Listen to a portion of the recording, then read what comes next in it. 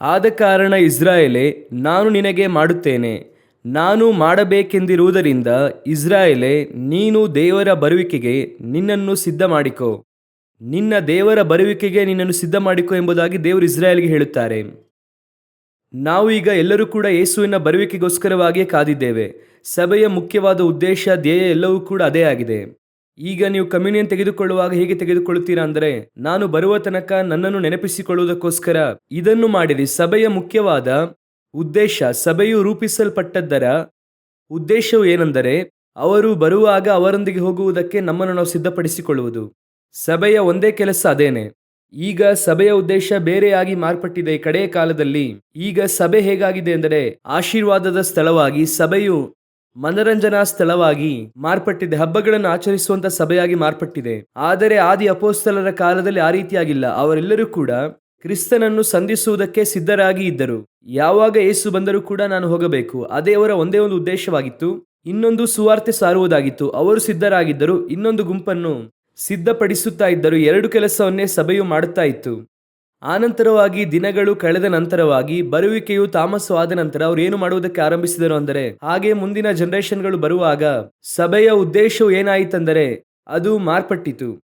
ಉದಾಹರಣೆಗೆ ನಿಮಗೆ ಗೊತ್ತು, ಸೆಲ್ಫೋನ್ ಅನ್ನು ಯಾಕೆ ಇಟ್ಟುಕೊಂಡಿದ್ದೇವೆ? ಸೆಲ್ಫೋನಿನ ಉದ್ದೇಶವೇನು? ಸೆಲ್ಫೋನ್ ಯಾಕೆ ಕಂಡುಹಿಡಿಯಲಾಯಿತು? ಅದು ಮಾತನಾಡುವುದಕ್ಕಾಗಿ ಕಂಡುಹಿಡಿಯಲಾಯಿತು, ಈಸಿಯಾಗಿ ಕಮ್ಯುನಿಕೇಟ್ ಮಾಡುವುದಕ್ಕೆ. ಆದರೆ ಸೆಲ್ಫೋನ್ ಆ್ಯಡ್ ಕೊಡುವಾಗ ನೋಡಿದ್ದೀರಾ? ಈಗ 40 ಪಿಕ್ಸೆಲ್ ಕ್ಯಾಮ್ರಾ, 60 ಪಿಕ್ಸೆಲ್ ಕ್ಯಾಮ್ರಾ ಎಂಬುದಾಗಿ ಹೇಳುತ್ತಾರೆ. ಡಿಸ್ಪ್ಲೇ ನೋಡಿರಿ, ಭಯಂಕರವಾಗಿದೆ. ಆ ರೀತಿಯಾದ ಡಿಸ್ಪ್ಲೇ, ಈ ರೀತಿಯಾದ ಡಿಸ್ಪ್ಲೇ ಎಂದು ಹೇಳುತ್ತಾರೆ. ಆಮೇಲೆ ಕಲರ್ ನೋಡಿರಿ, ಈ ರೀತಿಯಾದ ಕಲರ್ ಇದೆ, ಹಿಂದೆ ಈ ರೀತಿಯಾದ ಶೇಪ್ ಇದೆ. ಆದರೆ ಯಾವತ್ತಾದರೂ ಆ ಒಂದು ಫೋನಿನಲ್ಲಿ ವಾಯ್ಸ್ ಕ್ಲಾರಿಟಿ ಅಂದರೆ ನಿಮ್ಮ ಕನೆಕ್ಷನ್ ಕುರಿತಾಗಿ ಬೇರೆ ಯಾವುದೇ ಮಾಹಿತಿ ಇರುವುದಿಲ್ಲ. ನಿಮ್ಮ ಕನೆಕ್ಷನ್ ಕುರಿತಾಗಿ ಆ್ಯಡಲ್ಲಿ ಬರುವುದಿಲ್ಲ. ಯಾಕೆ ಅಂದರೆ ಯಾವ ಬದಲಾವಣೆಯನ್ನು ನೋಡುವುದಕ್ಕೆ ಆಗಲ್ಲ. 3G 4G 5G ಎನ್ನುತ್ತಾರೆ, ಸ್ಪೀಡ್ ಎಲ್ಲ ಬದಲಾಗುತ್ತದೆ, ಇಷ್ಟೇ ಇರುತ್ತದೆ. ಆದರೆ ನೀವು ಮಾತನಾಡುವಂಥ ವಿಧಾನದಲ್ಲಿ ಏನನ್ನು ಮಾಡುವುದಕ್ಕೆ ಆಗಲ್ಲ. ಅದೇ ಉದ್ದೇಶ. ಈಗ ಅದನ್ನು ಹೊರತುಪಡಿಸಿ ಸೆಲ್ಫೋನಿಗೆ ಎಲ್ಲವೂ ಆಗಿದೆ. ಟೈಮ್ ನೋಡುವುದಕ್ಕೆ ಬೇಕಾಗಿದೆ, ಕ್ಯಾಮ್ರಾವಾಗಿದೆ, ಆನಂತರವಾಗಿ ಕಂಪ್ಯೂಟರ್ ಆಗಿ ಮಾರ್ಪಟ್ಟಿತ್ತು, ಎಲ್ಲ ರೀತಿಯಾಗಿ ಮಾರ್ಪಟ್ಟಿತ್ತು. ಆದರೆ ಸೆಲ್ಫೋನನ್ನು ಯಾಕೆ ಕಂಡುಹಿಡಿದರು? ಮಾತನಾಡುವುದಕ್ಕಾಗಿ ಕಂಡುಹಿಡಿದರು. ಅದೇ ರೀತಿಯಾಗಿ ಆತ್ಮಿಕ ಜೀವಿತದಲ್ಲಿ ಸಭೆ ಕಂಡುಹಿಡಿಯಲ್ಪಟ್ಟದ್ದ ಕಾರಣ ಏನೆಂದರೆ, ಕರ್ತನು ರೂಪಿಸಿದ್ದರ ಉದ್ದೇಶವು ಏನೆಂದರೆ, ಸಭೆಯು ಪರಲೋಕಕ್ಕೆ ದೇವರೊಂದಿಗೆ ಹೋಗುವುದಕ್ಕೆ. ನಾವು ಪರಲೋಕಕ್ಕೆ ಹೋಗುವುದಕ್ಕೆ ಬಿಟ್ಟರೆ ಇದನ್ನು ಹೊರತುಪಡಿಸಿ ಸಭೆ ಬೇರೊಂದು ಕಾರ್ಯಕ್ಕಾಗಿ ಅಲ್ಲ. ಆದರೆ ಸಭೆಯು ಅದನ್ನು ಹೊರತುಪಡಿಸಿ mega pixel camera, colour, display, ಈ ರೀತಿ ಎಲ್ಲದರಲ್ಲೂ ಕೂಡ ಕಾನ್ಸಂಟ್ರೇಟ್ ಮಾಡುವುದಕ್ಕೆ ಆರಂಭಿಸಿದೆ. ಎಲ್ಲಾ ವಿಷಯದಲ್ಲೂ ಕಾನ್ಸಂಟ್ರೇಟ್ ಮಾಡುವುದಕ್ಕೆ ಆರಂಭಿಸಿದ್ದರಿಂದ ಅದರ ಮುಖ್ಯವಾದ ಉದ್ದೇಶವನ್ನು ಯಾರು ಕಾನ್ಸಂಟ್ರೇಟ್ ಮಾಡುವುದಿಲ್ಲ. ಯಾರಾದರೂ ಸೆಲ್ ಫೋನ್ ತೆಗೆದುಕೊಳ್ಳುವಾಗ ಕೇಳುತ್ತಾರಾ, ಸರ್ ಮಾತನಾಡುವಾಗ ಎಷ್ಟು ಶೀಘ್ರವಾಗಿ ಕನೆಕ್ಟ್ ಆಗುತ್ತದೆ ಎಂಬುದಾಗಿ? ಅದರ ಕುರಿತಾಗಿ ಯಾರು ಕೇಳುವುದಿಲ್ಲ. ಎಷ್ಟು GB ಇದೆ, ಎಷ್ಟು ಸ್ಟೋರೇಜ್ ಇದೆ, ಆದರೆ ಅದು ಕಂಡುಹಿಡಿಯಲ್ಪಟ್ಟದ್ದರ ಮುಖ್ಯವಾದ ಉದ್ದೇಶವನ್ನು ಅದರ ಕುರಿತು ಯೋಚಿಸುವುದಿಲ್ಲ. ಆದರೆ ಅದಿದೆ. ಅದೇ ರೀತಿಯಾಗಿ ಸಭೆಯು ಕೂಡ ಮಾರ್ಪಟ್ಟಿದೆ. ಸಭೆಯ ಉದ್ದೇಶವು ಬರುವಿಕೆಯಲ್ಲಿ ದೇವರನ್ನು ಸಂಧಿಸುವುದು, ಪರಲೋಕದಲ್ಲಿ ಆತನ ಸಂಗಡ ಹೋಗುವುದು, ಇದುವೇ ಆಗಿದೆ. ಆದರೆ ಇಂದು ನಾವು ಸಿದ್ಧವಾಗಿದ್ದೇವಾ? ಉಳಿದ ಎಲ್ಲಾ ವಿಷಯದಲ್ಲೂ ನಾವು ಅಧಿಕವಾಗಿ ಕಾನ್ಸಂಟ್ರೇಟ್ ಮಾಡುವುದರಿಂದ ಯೇಸುವನ್ನು ಸಂಧಿಸುವುದಕ್ಕೆ ಸಿದ್ಧವಾಗುವಂತಹ ಸ್ಥಳದಲ್ಲಿ ಸಭೆ ಇಲ್ಲ. ನಾವು ಅಂದುಕೊಂಡಿದ್ದೇವೆ, ಕೆಲವು ಸಮಯದಲ್ಲಿ ಮನೆಯಲ್ಲಿರುವಂತಹ ಹೆಂಗಸರು ನೋಡುವುದಾದರೆ ಪಾಸ್ಟರ್ ಬರುತ್ತಾರೆ, ದೊಡ್ಡವರು ಯಾರಾದ್ರೂ ಮನೆಗೆ ಬರುತ್ತಾರೆ ಅಂದ್ರೆ ಅಡಿಗೆ ಮಾಡುವುದಕ್ಕೆ ಹೋಗುತ್ತಾರೆ. ನೋಡೋದಾದ್ರೆ ಸುಮ್ಮನೆ ಇರುವಂತವರೆಲ್ಲ ರೆಡಿ ಆಗಿರುತ್ತಾರೆ, ಸ್ನಾನ ಮಾಡಿಕೊಂಡು ರೆಡಿ ಆಗುತ್ತಾರೆ. ಆದರೆ ಬರುವಂತವರಿಗೆ ಪ್ರಿಪೇರ್ ಮಾಡುತ್ತಾರಲ್ವಾ, ಕಷ್ಟಪಟ್ಟು ಅವರನ್ನು ನೋಡುವುದಾದ್ರೆ ಕಡೆಯ ನಿಮಿಷದ ತನಕ ರೆಡಿ ಆಗೋದಿಲ್ಲ. ಅವರು ಕಡೆಯದಾಗಿ ಬರುತ್ತಾರೆ ಎಂಬುದಾಗಿ ಹೇಳಿದ ಕೂಡಲೇ ಇರ್ರಿ ನಾನು ಓಡಿ ಹೋಗಿ ಸ್ನಾನ ಮಾಡಿಕೊಂಡು ಸೀರೆ ಬದಲಾಯಿಸಿಕೊಂಡು ಬರುತ್ತೇನೆ, ಅವರನ್ನು ಕೂತುಕೊಳ್ಳುವುದಕ್ಕೆ ಹೇಳಿ ಎಂಬುದಾಗಿ ಓಡಿ ಹೋಗುತ್ತಾರೆ. ಆದರೆ ಕಡೆಯ ನಿಮಿಷದಲ್ಲೇ ಅವರು ಏನ್ ಮಾಡುತ್ತಾರೆ? ರೆಡಿ ಆಗುತ್ತಾರೆ. ಅದೇ ರೀತಿ ಸಭೆಯು ಕೂಡ ಹಾಗೆ ಇದೆ. ಅನೇಕ ಕೆಲಸಗಳಿಂದ ಸಭೆ ಬ್ಯುಸಿ ಆಗಿರುವುದರಿಂದ ನಾವು ರೆಡಿಯಾಗಿದ್ದೇವಾ ಎನ್ನುವುದೇ ಗೊತ್ತಿಲ್ಲ. ಈಗಲಾದರೂ ರೆಡಿ ಆಗಬೇಕೆಂದು ದೇವರು ಬಯಸುತ್ತಾರೆ ಅಷ್ಟೇನೆ. ನೀವು ಸಭೆಗೆ ಬಂದ ಉದ್ದೇಶ ಅದುವೇ. ಸಭೆ ಬೇರೆ ಯಾವ ಉದ್ದೇಶಕ್ಕಾಗಿರುವ ಸ್ಥಳವಲ್ಲ. ನೀವು ಸರಿಯಾಗಿ ನಂಬಿಗಸ್ತರಾಗಿ ಇರುವುದಾದರೆ ಭೂಮಿಯಲ್ಲಿ ನೀವು ಬಾಳುವುದಕ್ಕೆ ಬೇಕಾದ ಆಶೀರ್ವಾದವೆಲ್ಲ ತಾನಾಗಿ ಬರುತ್ತದೆ. ಕರ್ತನು ಅದನ್ನು ಕೊಡುತ್ತಾನೆ. ನೀವು ಚೆನ್ನಾಗಿ ದುಡಿದ್ರೆ ದೇವರು ಅದನ್ನು ನಿಮಗೆ ಅನುಗ್ರಹಿಸುತ್ತಾರೆ. ನಂಬಿಗಸ್ತರಾಗಿದ್ದರೆ ಪರಿಪೂರ್ಣವಾದ ಆಶೀರ್ವಾದ ಕೊಡುತ್ತಾರೆ. ತಂದೆ ತಾಯಿಯನ್ನು ಸರಿಯಾಗಿ ನೋಡಿಕೊಂಡರೆ ದೀರ್ಘಾಯುಷ್ಯವನ್ನು ದೇವರು ಅನುಗ್ರಹಿಸುತ್ತಾರೆ. ಇದೆಲ್ಲ ಫಾರ್ಮುಲಾ ದೇವರು ಕೊಡುತ್ತಾರೆ. ಆದರೆ ಸಭೆಗೆ ನೀವು ಬರುವುದರ ಉದ್ದೇಶ ಏನೆಂದರೆ ಪರಲೋಕಕ್ಕೆ ಹೋಗುವುದಕ್ಕಾಗಿ. ಅದೇ ಮೇನ್ ಕಾನ್ಸೆಪ್ಟ್. ಹಾಗಿರುವುದಾದ್ರೆ ಈ ದೇವರನ್ನು ಸಂಧಿಸುವುದಕ್ಕೆ ನೀವು ಸಿದ್ಧರಾಗಿದ್ದೀರಾ? ಅದೇ ಪ್ರಶ್ನೆ. ದೇವರು ಮೊದಲನೇದಾಗಿ ಮನುಷ್ಯನನ್ನು ಉಂಟು ಮಾಡಿ ಅವನನ್ನು ಸಂಧಿಸುವುದಕ್ಕಾಗಿ ಬರುತ್ತಾರೆ. ಅದೇ ದೇವರು ನಮಗೆ ಇನ್ನೊಂದು ಕಡೆಯೂ ಕೂಡ ಸ್ಪಷ್ಟವಾಗಿ ಹೇಳುತ್ತಾರೆ. ಪರಮಗೀತ ಪುಸ್ತಕ 5ನೇ ಅಧ್ಯಾಯ 3ನೇ ವಾಕ್ಯವನ್ನು ಓದೋಣ. ನನ್ನ ಒಳಂಗಿಯನ್ನು ತೆಗೆದೆನಲ್ಲ, ಅದನ್ನು ಹೇಗೆ ಹಾಕಿಕೊಂಡೆನು? ಪಾದಗಳನ್ನು ತೊಳೆದುಕೊಂಡೆನಲ್ಲ, ಅವುಗಳನ್ನು ಹೇಗೆ ಕೊಳೆ ಮಾಡಿಕೊಳ್ಳಲಿ ಎಂದು ನಾನು ಅಂದುಕೊಂಡಾಗ. ಹಾಗೆ 2ನೇ ವಾಕ್ಯವನ್ನು ಕೂಡ ಓದಿರಿ. ನಾನು ನಿದ್ರೆಗೊಂಡಿದ್ದರೂ ನನ್ನ ಹೃದಯವು ಎಚ್ಚರಗೊಂಡಿತು. ಇಗೋ, ಎನ್ನಿನಿಯನು ಕದ ತಟ್ಟಿ ಅವರ ಬರುವಿಕೆ ಸಂಭವಿಸಿತು. ಬಾಗಿಲಲ್ಲಿ ನಿಂತಿದ್ದಾರೆ, ಕದ ತಟ್ಟುತ್ತಿದ್ದಾರೆ ಎಂಬುದಾಗಿ ಗೊತ್ತಾಗುತ್ತಾ ಇದೆ. ಆದರೆ ಅವರು ಹೇಳಿದ ಮೇಲೆ ಆ ಕದವನ್ನು ತಟ್ಟುವುದಕ್ಕೆ ಒಂದು ತಡೆಯಾದರೂ ಏನು? ಆ ಕದವನ್ನು ತೆಗೆದು ಪ್ರಿಯನನ್ನು ನೋಡುವುದಕ್ಕೆ ಆಗದೇ ಇರುವುದಕ್ಕೆ ಕಾರಣ ಏನೆಂಬುದಾಗಿ ಅವರು ಹೇಳುವುದೇನೆಂದರೆ, 3ನೇ ವಾಕ್ಯವು ಹೇಳುತ್ತದೆ, ನನ್ನ ಒಳಂಗಿಯನ್ನು ತೆಗೆದನಲ್ಲ, ಅದನ್ನು ಹೇಗೆ ಹಾಕಿಕೊಂಡೆನು? ಹಾಗಂದರೆ ಸಭೆಯು ಬೆತ್ತಲೆಯಾಗಿದೆ. ಅದರ ಅರ್ಥ ಏನೆಂದರೆ, ಸಭೆಯು ಬೆತ್ತಲೆಯಾಗಿದೆ. ಲವೋದಿಕೆಯ ಸಭೆಯಲ್ಲಿಯೇ ದೇವರು ಬಾಗಿಲನ್ನು ತಟ್ಟುತ್ತಾರೆ. ಇಗೋ, ನಾನು ಬಾಗಿಲಿನ ಬಳಿ ನಿಂತು ಕದ ತಟ್ಟುತ್ತಾ ಇದ್ದೇನೆ. ಪ್ರಕಟಣೆ 3:20 ಕದ ತಟ್ಟುತ್ತಿದ್ದಾರೆ. ಆದರೆ ಆ ಸಭೆಯನ್ನು ನೋಡಿ ದೇವರು ಹೇಳುವಂತ ಮಾತೇನೆಂದರೆ, ನೀನು ಬೆತ್ತಲೆಯಾಗಿದ್ದು. ಹಾಗಂದರೆ ಏನು ಅರ್ಥ ಅಂದರೆ, ಸಭೆಯು ವಸ್ತ್ರ ಇಲ್ಲದ ಹಾಗೆ ಇದೆ ಎಂಬುದಾಗಿ ಸತ್ಯವೇದ ಹೇಳುತ್ತಾ ಇದೆ. ಸಭೆಗೆ ಏನಿಲ್ವಂತೆ? ವಸ್ತ್ರವಿಲ್ಲ. ಪ್ರಕಟಣೆಯ ಪುಸ್ತಕ 3ನೇ ಅಧ್ಯಾಯ ಆ ವಾಕ್ಯವನ್ನು ಓದಿರಿ. ಪ್ರಕಟಣೆಯ ಪುಸ್ತಕ 3ನೇ ಅಧ್ಯಾಯ 17ನೇ ವಾಕ್ಯವನ್ನು ಓದಿರಿ. ನೀನು ನಿನ್ನ ವಿಷಯದಲ್ಲಿ ನಾನು ಐಶ್ವರ್ಯವಂತನು, ಸಂಪನ್ನನು, ಒಂದರಲ್ಲಿಯೂ ಕೊರತೆ ಇಲ್ಲದವನು ಎಂದು ಹೇಳಿಕೊಳ್ಳುತ್ತಿ. ಆದರೆ ನೀನು ಕೇವಲ ದುರಾವಸ್ಥೆಯಲ್ಲಿ ಬಿದ್ದಿರುವಂತವನು, ದೌರ್ಭಾಗ್ಯನು, ದರಿದ್ರನು, ಕುರುಡನು, ಬಟ್ಟೆ ಇಲ್ಲದವನು ಆಗಿರುವುದನ್ನು ತಿಳಿಯದೇ ಇದ್ದಿ. ಬೆತ್ತಲೆಯಾಗಿದ್ದಿ ಎಂದು ವಾಕ್ಯ ಸ್ಪಷ್ಟವಾಗಿ ಹೇಳುತ್ತದೆ. ಅದರ ಅರ್ಥ ಏನು? ಕರ್ತನು ನಮಗೆ ಅನೇಕ ವಸ್ತ್ರವನ್ನು ಕೊಡುತ್ತಾರೆ. ಅದರಲ್ಲಿ ಮುಖ್ಯವಾದದ್ದು ರಕ್ಷಣೆಯ ವಸ್ತ್ರ. ಕರ್ತನು ನಮಗೆ ರಕ್ಷಣೆಯ ವಸ್ತ್ರವನ್ನು ಕೊಟ್ಟಿದ್ದಾರೆ. ಆ ರಕ್ಷಣೆಯ ವಸ್ತ್ರವೇ ನಿಮಗೂ ನನಗೂ ದೇವರ ಮುಂದೆ ನಿಲ್ಲುವಂತೆ ಮಾಡುತ್ತದೆ. ಈಗ ದೇವರು ಏದೇನಿನಲ್ಲಿ, ನಮ್ಮೆಲ್ಲರಿಗೂ ಗೊತ್ತಿರುವಂತ ವಿಷಯ, ಏದೇನಿನಲ್ಲಿ ಆದಾಮನು ನೋಡುವುದಕ್ಕೆ ಬರುತ್ತಾರೆ. ಆದಾಮನು ದೇವರನ್ನು ನೋಡುವುದಕ್ಕೆ ಸಾಧ್ಯವಾಗದೇ ಇರುವುದಕ್ಕೆ ಒಂದೇ ಒಂದು ಕಾರಣ ಏನೆಂದರೆ, ಅಲ್ಲಿ ಹೇಳುತ್ತಾರೆ ನೋಡಿರಿ, ಆದಿಕಾಂಡ ಪುಸ್ತಕ 3ನೇ ಅಧ್ಯಾಯ 10ನೇ ವಾಕ್ಯವನ್ನು ಓದಿರಿ. ನೀನು ಎಲ್ಲಿರುತ್ತಿ ಎಂದು ಕೂಗಿ ಕೇಳಲು ಅವನು, ನೀನು ತೋಟದಲ್ಲಿ ಸಂಚರಿಸುವ ಸಪ್ಪಳವನ್ನು ನಾನು ಕೇಳಿ ಬೆತ್ತಲೆಯಾಗಿದ್ದೇನಲ್ಲ ಎಂದು ಹೆದರಿ ಅಡಗಿಕೊಂಡನು ಅಂದನು. ಹಾಗಾದ್ರೆ ಮೊದಲನೇ ಸಭೆ ಏನು ಮಾಡುತ್ತದೆ? ಓಡಿ ಹೋಗಿ ಬಚ್ಚಿಟ್ಟುಕೊಳ್ಳುತ್ತದೆ. ಯಾಕೆ ಅಡಗಿಕೊಳ್ಳುತ್ತದೆ ಅಂದ್ರೆ, ತಾನು ಬೆತ್ತಲೆಯಾಗಿದ್ದೇನೆ ಎಂಬುದಾಗಿ ಹೆದರಿ. ಈಗ ಮದಲಗಿತ್ತಿಯನ್ನು ನೋಡಿ ದೇವರು ಕದವನ್ನು ತೆರೆಯುವುದಕ್ಕೆ ಹೇಳುತ್ತಾರೆ. ಅದಕ್ಕೆ ಮದಲಗಿತ್ತಿ ಹೇಳುವಂತಹ ಕಾರಣವೇನು? ನಾನು ವಸ್ತ್ರ ಇಲ್ಲದೆ ಇದ್ದೇನೆ. ದೇವರು ಹೇಳುತ್ತಾರೆ ಸಭೆಯನ್ನು ನೋಡಿ. ಪ್ರಕಟಣೆಯ ಪುಸ್ತಕದಲ್ಲಿ ನೀನು ಬೆತ್ತಲೆಯಾಗಿದ್ದೀಯಾ? ಹಾಗಂದ್ರೆ ಏನು ಅರ್ಥ? ಇಂದು ದೇವರು ಬರುವಂತಹ ಕಾಲದಲ್ಲಿ, ಸಭೆಯು ಎತ್ತಲ್ಪಡುವಂತಹ ಕಾಲದಲ್ಲಿ ಸಭೆ ಹೇಗೆ ಇದೆ? ಬೆತ್ತಲೆಯಾಗಿ ಇದೆ. ಬೆತ್ತಲೆ ಅಂದರೆ ಕರ್ತನು ಉಡಿಸಿದಂತಹ ವಸ್ತ್ರವು ಎಲ್ಲಿ? ದೇವರು ಹೇಳುತ್ತಾರೆ ಹೆಚ್ಕೇಲ ಪುಸ್ತಕದಲ್ಲಿ, ನಿನ್ನ ಮೇಲಣ ರಕ್ತವನ್ನು ತೊಳೆದು ಬಿಟ್ಟು ನನ್ನ ವಸ್ತ್ರವನ್ನು ನಿನಗೆ ಒದಿಸಿದೆನು. ಹಾಗಂದ್ರೆ ಏನು ಅರ್ಥ? ನಿಮಗೂ ನನಗೂ ದೇವರು ರಕ್ಷಣೆಯ ವಸ್ತ್ರವನ್ನು ಉಡಿಸಿದ್ದಾರೆ. ಈ ವಸ್ತ್ರವು ದೇವರು ಬರುವಾಗ ಇರಬೇಕು, ಆ ವಸ್ತ್ರದೊಂದಿಗೆ ಇರಬೇಕು. ಇಂದು ರಕ್ಷಣೆಯ ವಸ್ತ್ರ ಇದೆಯಾ? ರಕ್ಷಿಸಲ್ಪಟ್ಟಿದ್ದೇವೆ ಎಂಬುದಾಗಿ ಹೇಳುತ್ತಾ ಇದ್ದೇವೆ ಅಷ್ಟೇ. ರಕ್ಷಣೆ ಅಂದರೆ ಏನು? ಅದು ಒಂದು ಪ್ರೋಸೆಸ್. ಅನೇಕರು ಏನೆಂದುಕೊಳ್ಳುತ್ತಾರೆ ಅಂದರೆ, ನಾನು ರಕ್ಷಣೆ ಹೊಂದಿದ್ದೇನೆ ಅಷ್ಟೇ, ಕೆಲಸ ಮುಗಿಯಿತು ಅಂದುಕೊಳ್ಳುತ್ತಾರೆ. ಇಲ್ಲ, ಕಡೆಯ ತನಕ ತಾಳಿಕೊಳ್ಳುವವನೇ ರಕ್ಷಣೆ ಹೊಂದುವನು. ವಾಕ್ಯ ಹೇಳುತ್ತದೆ, ನಿಮ್ಮ ರಕ್ಷಣೆಯು ಪೂರ್ಣಗೊಳ್ಳಲು ಪ್ರಯಾಸ ಪಡಿರಿ. ಹಾಗಂದ್ರೆ ಏನು ಅರ್ಥ? ಯೇಸುವನ್ನು ಅಂಗೀಕರಿಸಿಕೊಂಡು ಆತನ ರಕ್ತದಿಂದ ತೊಳೆಯಲ್ಪಡುವುದು ರಕ್ಷಣೆಯ ಆರಂಭ. ಅದಕ್ಕೆ ನಂತರವಾಗಿ ಹಾಗೆ ರಕ್ಷಣೆಯ ಸ್ಟೇಜಸ್ ಇದೆ. ಆ ನಂತರ ವಾಕ್ಯ ಸ್ಪಷ್ಟವಾಗಿ ಹೇಳುತ್ತದೆ, ಈ ಕೆಟ್ಟ ಸಂತತಿಯವರನ್ನು ಬಿಟ್ಟು ನಿಮ್ಮನ್ನು ನೀವು ರಕ್ಷಿಸಿಕೊಳ್ಳಿರಿ. ಮುಂದಿನ ಹಂತದ ರಕ್ಷಣೆ ಇದೆ. ಒಬ್ಬನು ದೀಕ್ಷಾ ಸ್ನಾನದಿಂದ ರಕ್ಷಣೆ ಹೊಂದುತ್ತಾನೆ. ನಂಬಿಕೆಯಿಂದ ದೀಕ್ಷಾ ಸ್ನಾನ ತೆಗೆದುಕೊಳ್ಳುವವನೇ ರಕ್ಷಣೆ ಹೊಂದುತ್ತಾನೆ. ಈ ರೀತಿಯಾಗಿ ರಕ್ಷಣೆಯಲ್ಲಿ ಸ್ಟೇಜಸ್ ಇದೆ. ಹಾಗೆ ಮುಂದೆ ಮುಂದೆ ಮುಂದೆ ಹೋಗುತ್ತಾರೆ. ಅದರಲ್ಲಿ ಕಡೆಯ ತನಕ ನೆಲೆಗೊಳ್ಳುವವನೇ ರಕ್ಷಣೆ ಹೊಂದುತ್ತಾನೆ. ಹಾಗಂದ್ರೆ ಏನು ಅರ್ಥ? ನಡುವೆ ನಾನೇನಾದೆ, ಸ್ವಲ್ಪ ಮಲಗಿಕೊಂಡೆ. ಮದಲಗಿತ್ತಿ ಹೇಳುತ್ತಾಳೆ, ನಾನು ಓಡುವಂತ ಓಟದಲ್ಲಿ ಸ್ವಲ್ಪ ನಾನು ನಿದ್ರೆ ಮಾಡಿದೆ, ವಸ್ತ್ರವನ್ನು ತೆಗೆದೆನಲ್ಲ. ಈಗ ಇದುವೇ ಇಲ್ಲಿ ಸಮಸ್ಯೆ. ಯೇಸು ಬರುತ್ತಾನೆಂಬುದಾಗಿ ಚೆನ್ನಾಗಿ ಗೊತ್ತಿದೆ, ಸಂದೇಶ ಕೇಳುತ್ತೇವೆ. ಅದು ಮಾತ್ರವಲ್ಲ, ನಾವು ಹೇಳುವುದು ಮಾತ್ರವಲ್ಲ, ನೀವು ಕೇಳುವಂಥದ್ದು ಮಾತ್ರವಲ್ಲ. ಅನೇಕ ಕಡೆ ಸ್ಪಷ್ಟವಾಗಿ ಕಡೆಯ ಕಾಲದ ಗುರುತಿನ ಕುರಿತಾಗಿ ಮಾತಾಡುವುದಕ್ಕೆ ಆರಂಭಿಸಿದ್ದಾರೆ. ಆ ರೀತಿ ಸ್ಪಷ್ಟವಾಗಿ ಕಾಣುತ್ತಾ ಇದೆ. ಆದರೆ ಪ್ರಿಯನನ್ನು ಸಂಧಿಸುವುದಕ್ಕೆ ಸಿದ್ಧವಾಗಿದೆಯಾ? ನಿಮ್ಮ ವಸ್ತ್ರ ಸರಿಯಾಗಿದೆಯಾ? ಚೆನ್ನಾಗಿ ಗಮನಿಸಿ ನೋಡಿರಿ. ನೀವು ಚೆನ್ನಾಗಿ ರೆಡಿಯಾಗಿ ಕೂತುಕೊಂಡಿರುತ್ತೀರಾ? ಆದರೆ ಯಾರಾದ್ರೂ ಮನೆಗೆ ಬಂದ ಕೂಡಲೇ ಟಕ್ಕಂತ ನಿಮ್ಮ ಡ್ರೆಸ್ ಅನ್ನು ಅಡ್ಜಸ್ಟ್ ಮಾಡಿಕೊಳ್ಳುತ್ತೀರಾ? ಒಂದು ಸಾರಿ ನಿಮ್ಮನ್ನು ಚೆಕ್ ಮಾಡಿಕೊಳ್ಳುತ್ತೀರಾ ಅಲ್ವಾ? ಬೆಳಗ್ಗೆ ರೆಡಿಯಾಗಿ ಚರ್ಚ್ಗೆ ಹೋಗ್ಬೇಕಾದ್ರೆ ನೋಡಿರಿ, ಇನ್ನೇನು ಹೊರಡುವುದಕ್ಕಿಂತ ಮುಂಚೆ ದಿಢೀರ್ ಎಂಬುದಾಗಿ ಕನ್ನಡಿಯ ಮುಂದೆ ನಿಂತು ಏನ್ ಮಾಡುತ್ತೀರಾ? ನೋಡಿಕೊಳ್ಳುತ್ತೀರಾ. ಯಾಕೆ ಹಾಗೆ ಮಾಡುತ್ತೀರಾ ಅಂದ್ರೆ, ಪರ್ಫೆಕ್ಟ್ ಆಗಿದ್ದೇನಾ? ನಾವು ಸಂಧಿಸುವುದಕ್ಕೆ ಹೋಗುತ್ತೇವೆ, ಹೊರಗೆ ಹೋಗುತ್ತೇವೆ, ಸರಿಯಾಗಿದ್ದೇವಾ? ಅದುವೇ ಬಹಳ ಮುಖ್ಯ. ನಿಮ್ಮನ್ನು ನೀವು ಸ್ವಪರೀಕ್ಷೆ ಮಾಡಿಕೊಳ್ಳುತ್ತಲೇ ಇರಬೇಕು. ಈ ರಕ್ಷಣೆ ಪೂರ್ಣವಾಗಿದೆಯಾ? ನನ್ನಲ್ಲಿ ಇನ್ನೂ ಆ ರಕ್ಷಣೆಯ ಅನುಭವ ಇದೆಯಾ? ದೇವರು ಹೇಳುತ್ತಾರೆ ಸಭೆಯನ್ನು ನೋಡಿ, ನೀನು ಮೊದಲಿದ್ದ ಪ್ರೀತಿಯನ್ನು ಬಿಟ್ಟು ಬಿಟ್ಟಿದ್ಯಾ ಎಂದು ನಿನ್ನ ಮೇಲೆ ತಪ್ಪೋರಿಸಬೇಕಾಗುತ್ತದೆ. ಕರ್ತನಲ್ಲಿ ಆರಂಭಿಸುವಾಗ ಇದ್ದ ಆ ಪ್ರೀತಿ ಅಥವಾ ಆ ರಕ್ಷಣೆಯ ಅನುಭವ, ಪರಿಶುದ್ಧಾತ್ಮನು ಹೊಂದಿಕೊಳ್ಳುವಾಗ ಇರುವಂತಹ ಸಂತೋಷ, ಸೇವೆಗೆ ಒಪ್ಪಿಸಿಕೊಡುವಾಗ ಇದ್ದಂತ ವೈರಾಗ್ಯ, ಯೇಸು ಬರುವ ತನಕ ಇರಬೇಕು. ಇನ್ನು ಹೇಳಬೇಕಂದ್ರೆ ಅಧಿಕವಾಗುತ್ತಲೇ ಇರಬೇಕು. ಒಂದು ಕಡೆ ನಿದ್ರೆ ಮಾಡಬೇಕು ಅನಿಸುತ್ತದೆ, ಸ್ವಲ್ಪ ಸೋತು ಹೋಗುತ್ತೇವೆ. ಈ ರೀತಿನೇ ಓಡುತ್ತಾ ಇದ್ದೇವಲ್ವಾ? ಸ್ವಲ್ಪ ಯೋಚಿಸಿ ನೋಡಿರಿ. ಇವತ್ತು ಸೇವೆಯಲ್ಲಿ ಇರುವಂತವರಿಗೆ ಸ್ವಲ್ಪ ದಿನ ಆದ ಕೂಡಲೇ ಹೀಗೆ ಓಡುತ್ತಲೇ ಇದ್ದೇವೆ. ಅದೊಂದು ರೋಟೀನ್ ಲೈಫ್ ಆಗಿದೆ. ನಾನು ಈ ಸೇವೆಯನ್ನು ಆರಂಭಿಸುವಾಗ ದೇವರು ನನಗೆ ಹೇಳಿದ ಮುಖ್ಯವಾದ ವಿಷಯಗಳಲ್ಲಿ ಸೇವೆಯನ್ನು ನಿರಂತರವಾಗಿ ನೀನು ಮಾಡುವಾಗ ಅದು ನಿನಗೆ ಮಿಷನ್ ಆಗಿರುತ್ತದೆ. ಅದು ರುಟೀನ್ ವರ್ಕ್ ಅಂತೆ ಆಗುತ್ತದೆ. ಅದು ಅನುದಿನದ ಕೆಲಸವಾಗುತ್ತದೆ. ಆಗ ಅದರ ಮೇಲೆ ನಿನಗೆ ಏನಾಗುತ್ತದೆ ಅಂದರೆ ಡೈಲಿ ವಾರ ವಾರ ಮೀಟಿಂಗ್ ಹೋಗುತ್ತೇವೆ, ತಿನ್ನುತ್ತೇವೆ, ಮಲಗುತ್ತೇವೆ, ಆನಂತರ ಎದ್ದೋಗುತ್ತೇವೆ. ನಾವು ಯಾತಕ್ಕಾಗಿ ಓಡುತ್ತಾ ಇದ್ದೇವೇನೋ ಅಂತ ಬರ್ಡನ್ ಹೋಗುತ್ತದೆ. ಆನಂತರ ಕೆಲಸವಾಗುತ್ತದೆ, ಸಂಪಾದನೆ ಆಗುತ್ತದೆ, ಏನೋ ಬದುಕುವುದಕ್ಕೆ ಅದೇ ಒಂದು ಮಾರ್ಗವಾಗುತ್ತದೆ ಸೇವೆ ಎನ್ನುವಂಥದ್ದು. ಆತ್ಮೀಕ ಜೀವಿತವು ಹಾಗೆ ಆಗುತ್ತದೆ. ಸ್ವಲ್ಪ ದಿನಗಳಾದ ನಂತರ ಅದರ ಮೇಲೆ ಇರುವಂತ ಇಂಟ್ರೆಸ್ಟ್, ಅದರ ಮೇಲೆ ಇರುವಂತ ಆಸಕ್ತಿ ಕಡಿಮೆ ಆಗುತ್ತದೆ. ಆದ್ರೆ ನಾನು ನಿಮ್ಗೆ ಹೇಳುತ್ತೇನೆ, ಕ್ರಿಸ್ತನನ್ನು ಯಾವಾಗ ಅಂಗೀಕರಿಸಿಕೊಂಡು ನಾವು ಆರಂಭಿಸಿದೆವೋ ಅವತ್ತಿನಿಂದ ಇಲ್ಲಿಯ ತನಕ 33 ವರ್ಷಗಳಾಗಿದೆ. ಇವತ್ತಿನ ತನಕ ರಕ್ಷಣೆಯ ಜೀವಿತದಲ್ಲಿ ಒಂದು ನಿರ್ಲಕ್ಷ್ಯತನವೋ ಬಳಲುವಿಕೆ ಬಂದದ್ದೇ ಇಲ್ಲ. ಕರ್ತನು ಅದಕ್ಕೆ ಅವಕಾಶವನ್ನು ಕೊಡಲೇ ಇಲ್ಲ. ಇನ್ನೂ ಉತ್ಸಾಹವನ್ನು ಕೊಡುತ್ತಿದ್ದಾರೆ. ಇನ್ನೂ ಓಡು, ನಿಲ್ಲಿಸದೆ ಓಡು. ಇನ್ನೂ ಅನೇಕ ಕಾರ್ಯಗಳು ಇಡಲ್ಪಟ್ಟಿದೆ. ಅದೇ ಪೌಲನು ಹೇಳುತ್ತಾನೆ, ನನಗೆ ಒಂದು ನೇಮಿಸಲ್ಪಟ್ಟಿದೆ, ಅದನ್ನು ಆಸೆಯಿಂದ ಹುಡುಕುತ್ತೇನೆ. ನೋಡಿರಿ, ಓಡುತ್ತಾ ಇರುವಂತವನು ನಡುವೆ ರೆಸ್ಟ್ ತೆಗೆದುಕೊಳ್ಳೋಣ ಎಂಬುದಾಗಿ ನಿಲ್ಲಿಸೋದಿಲ್ಲ.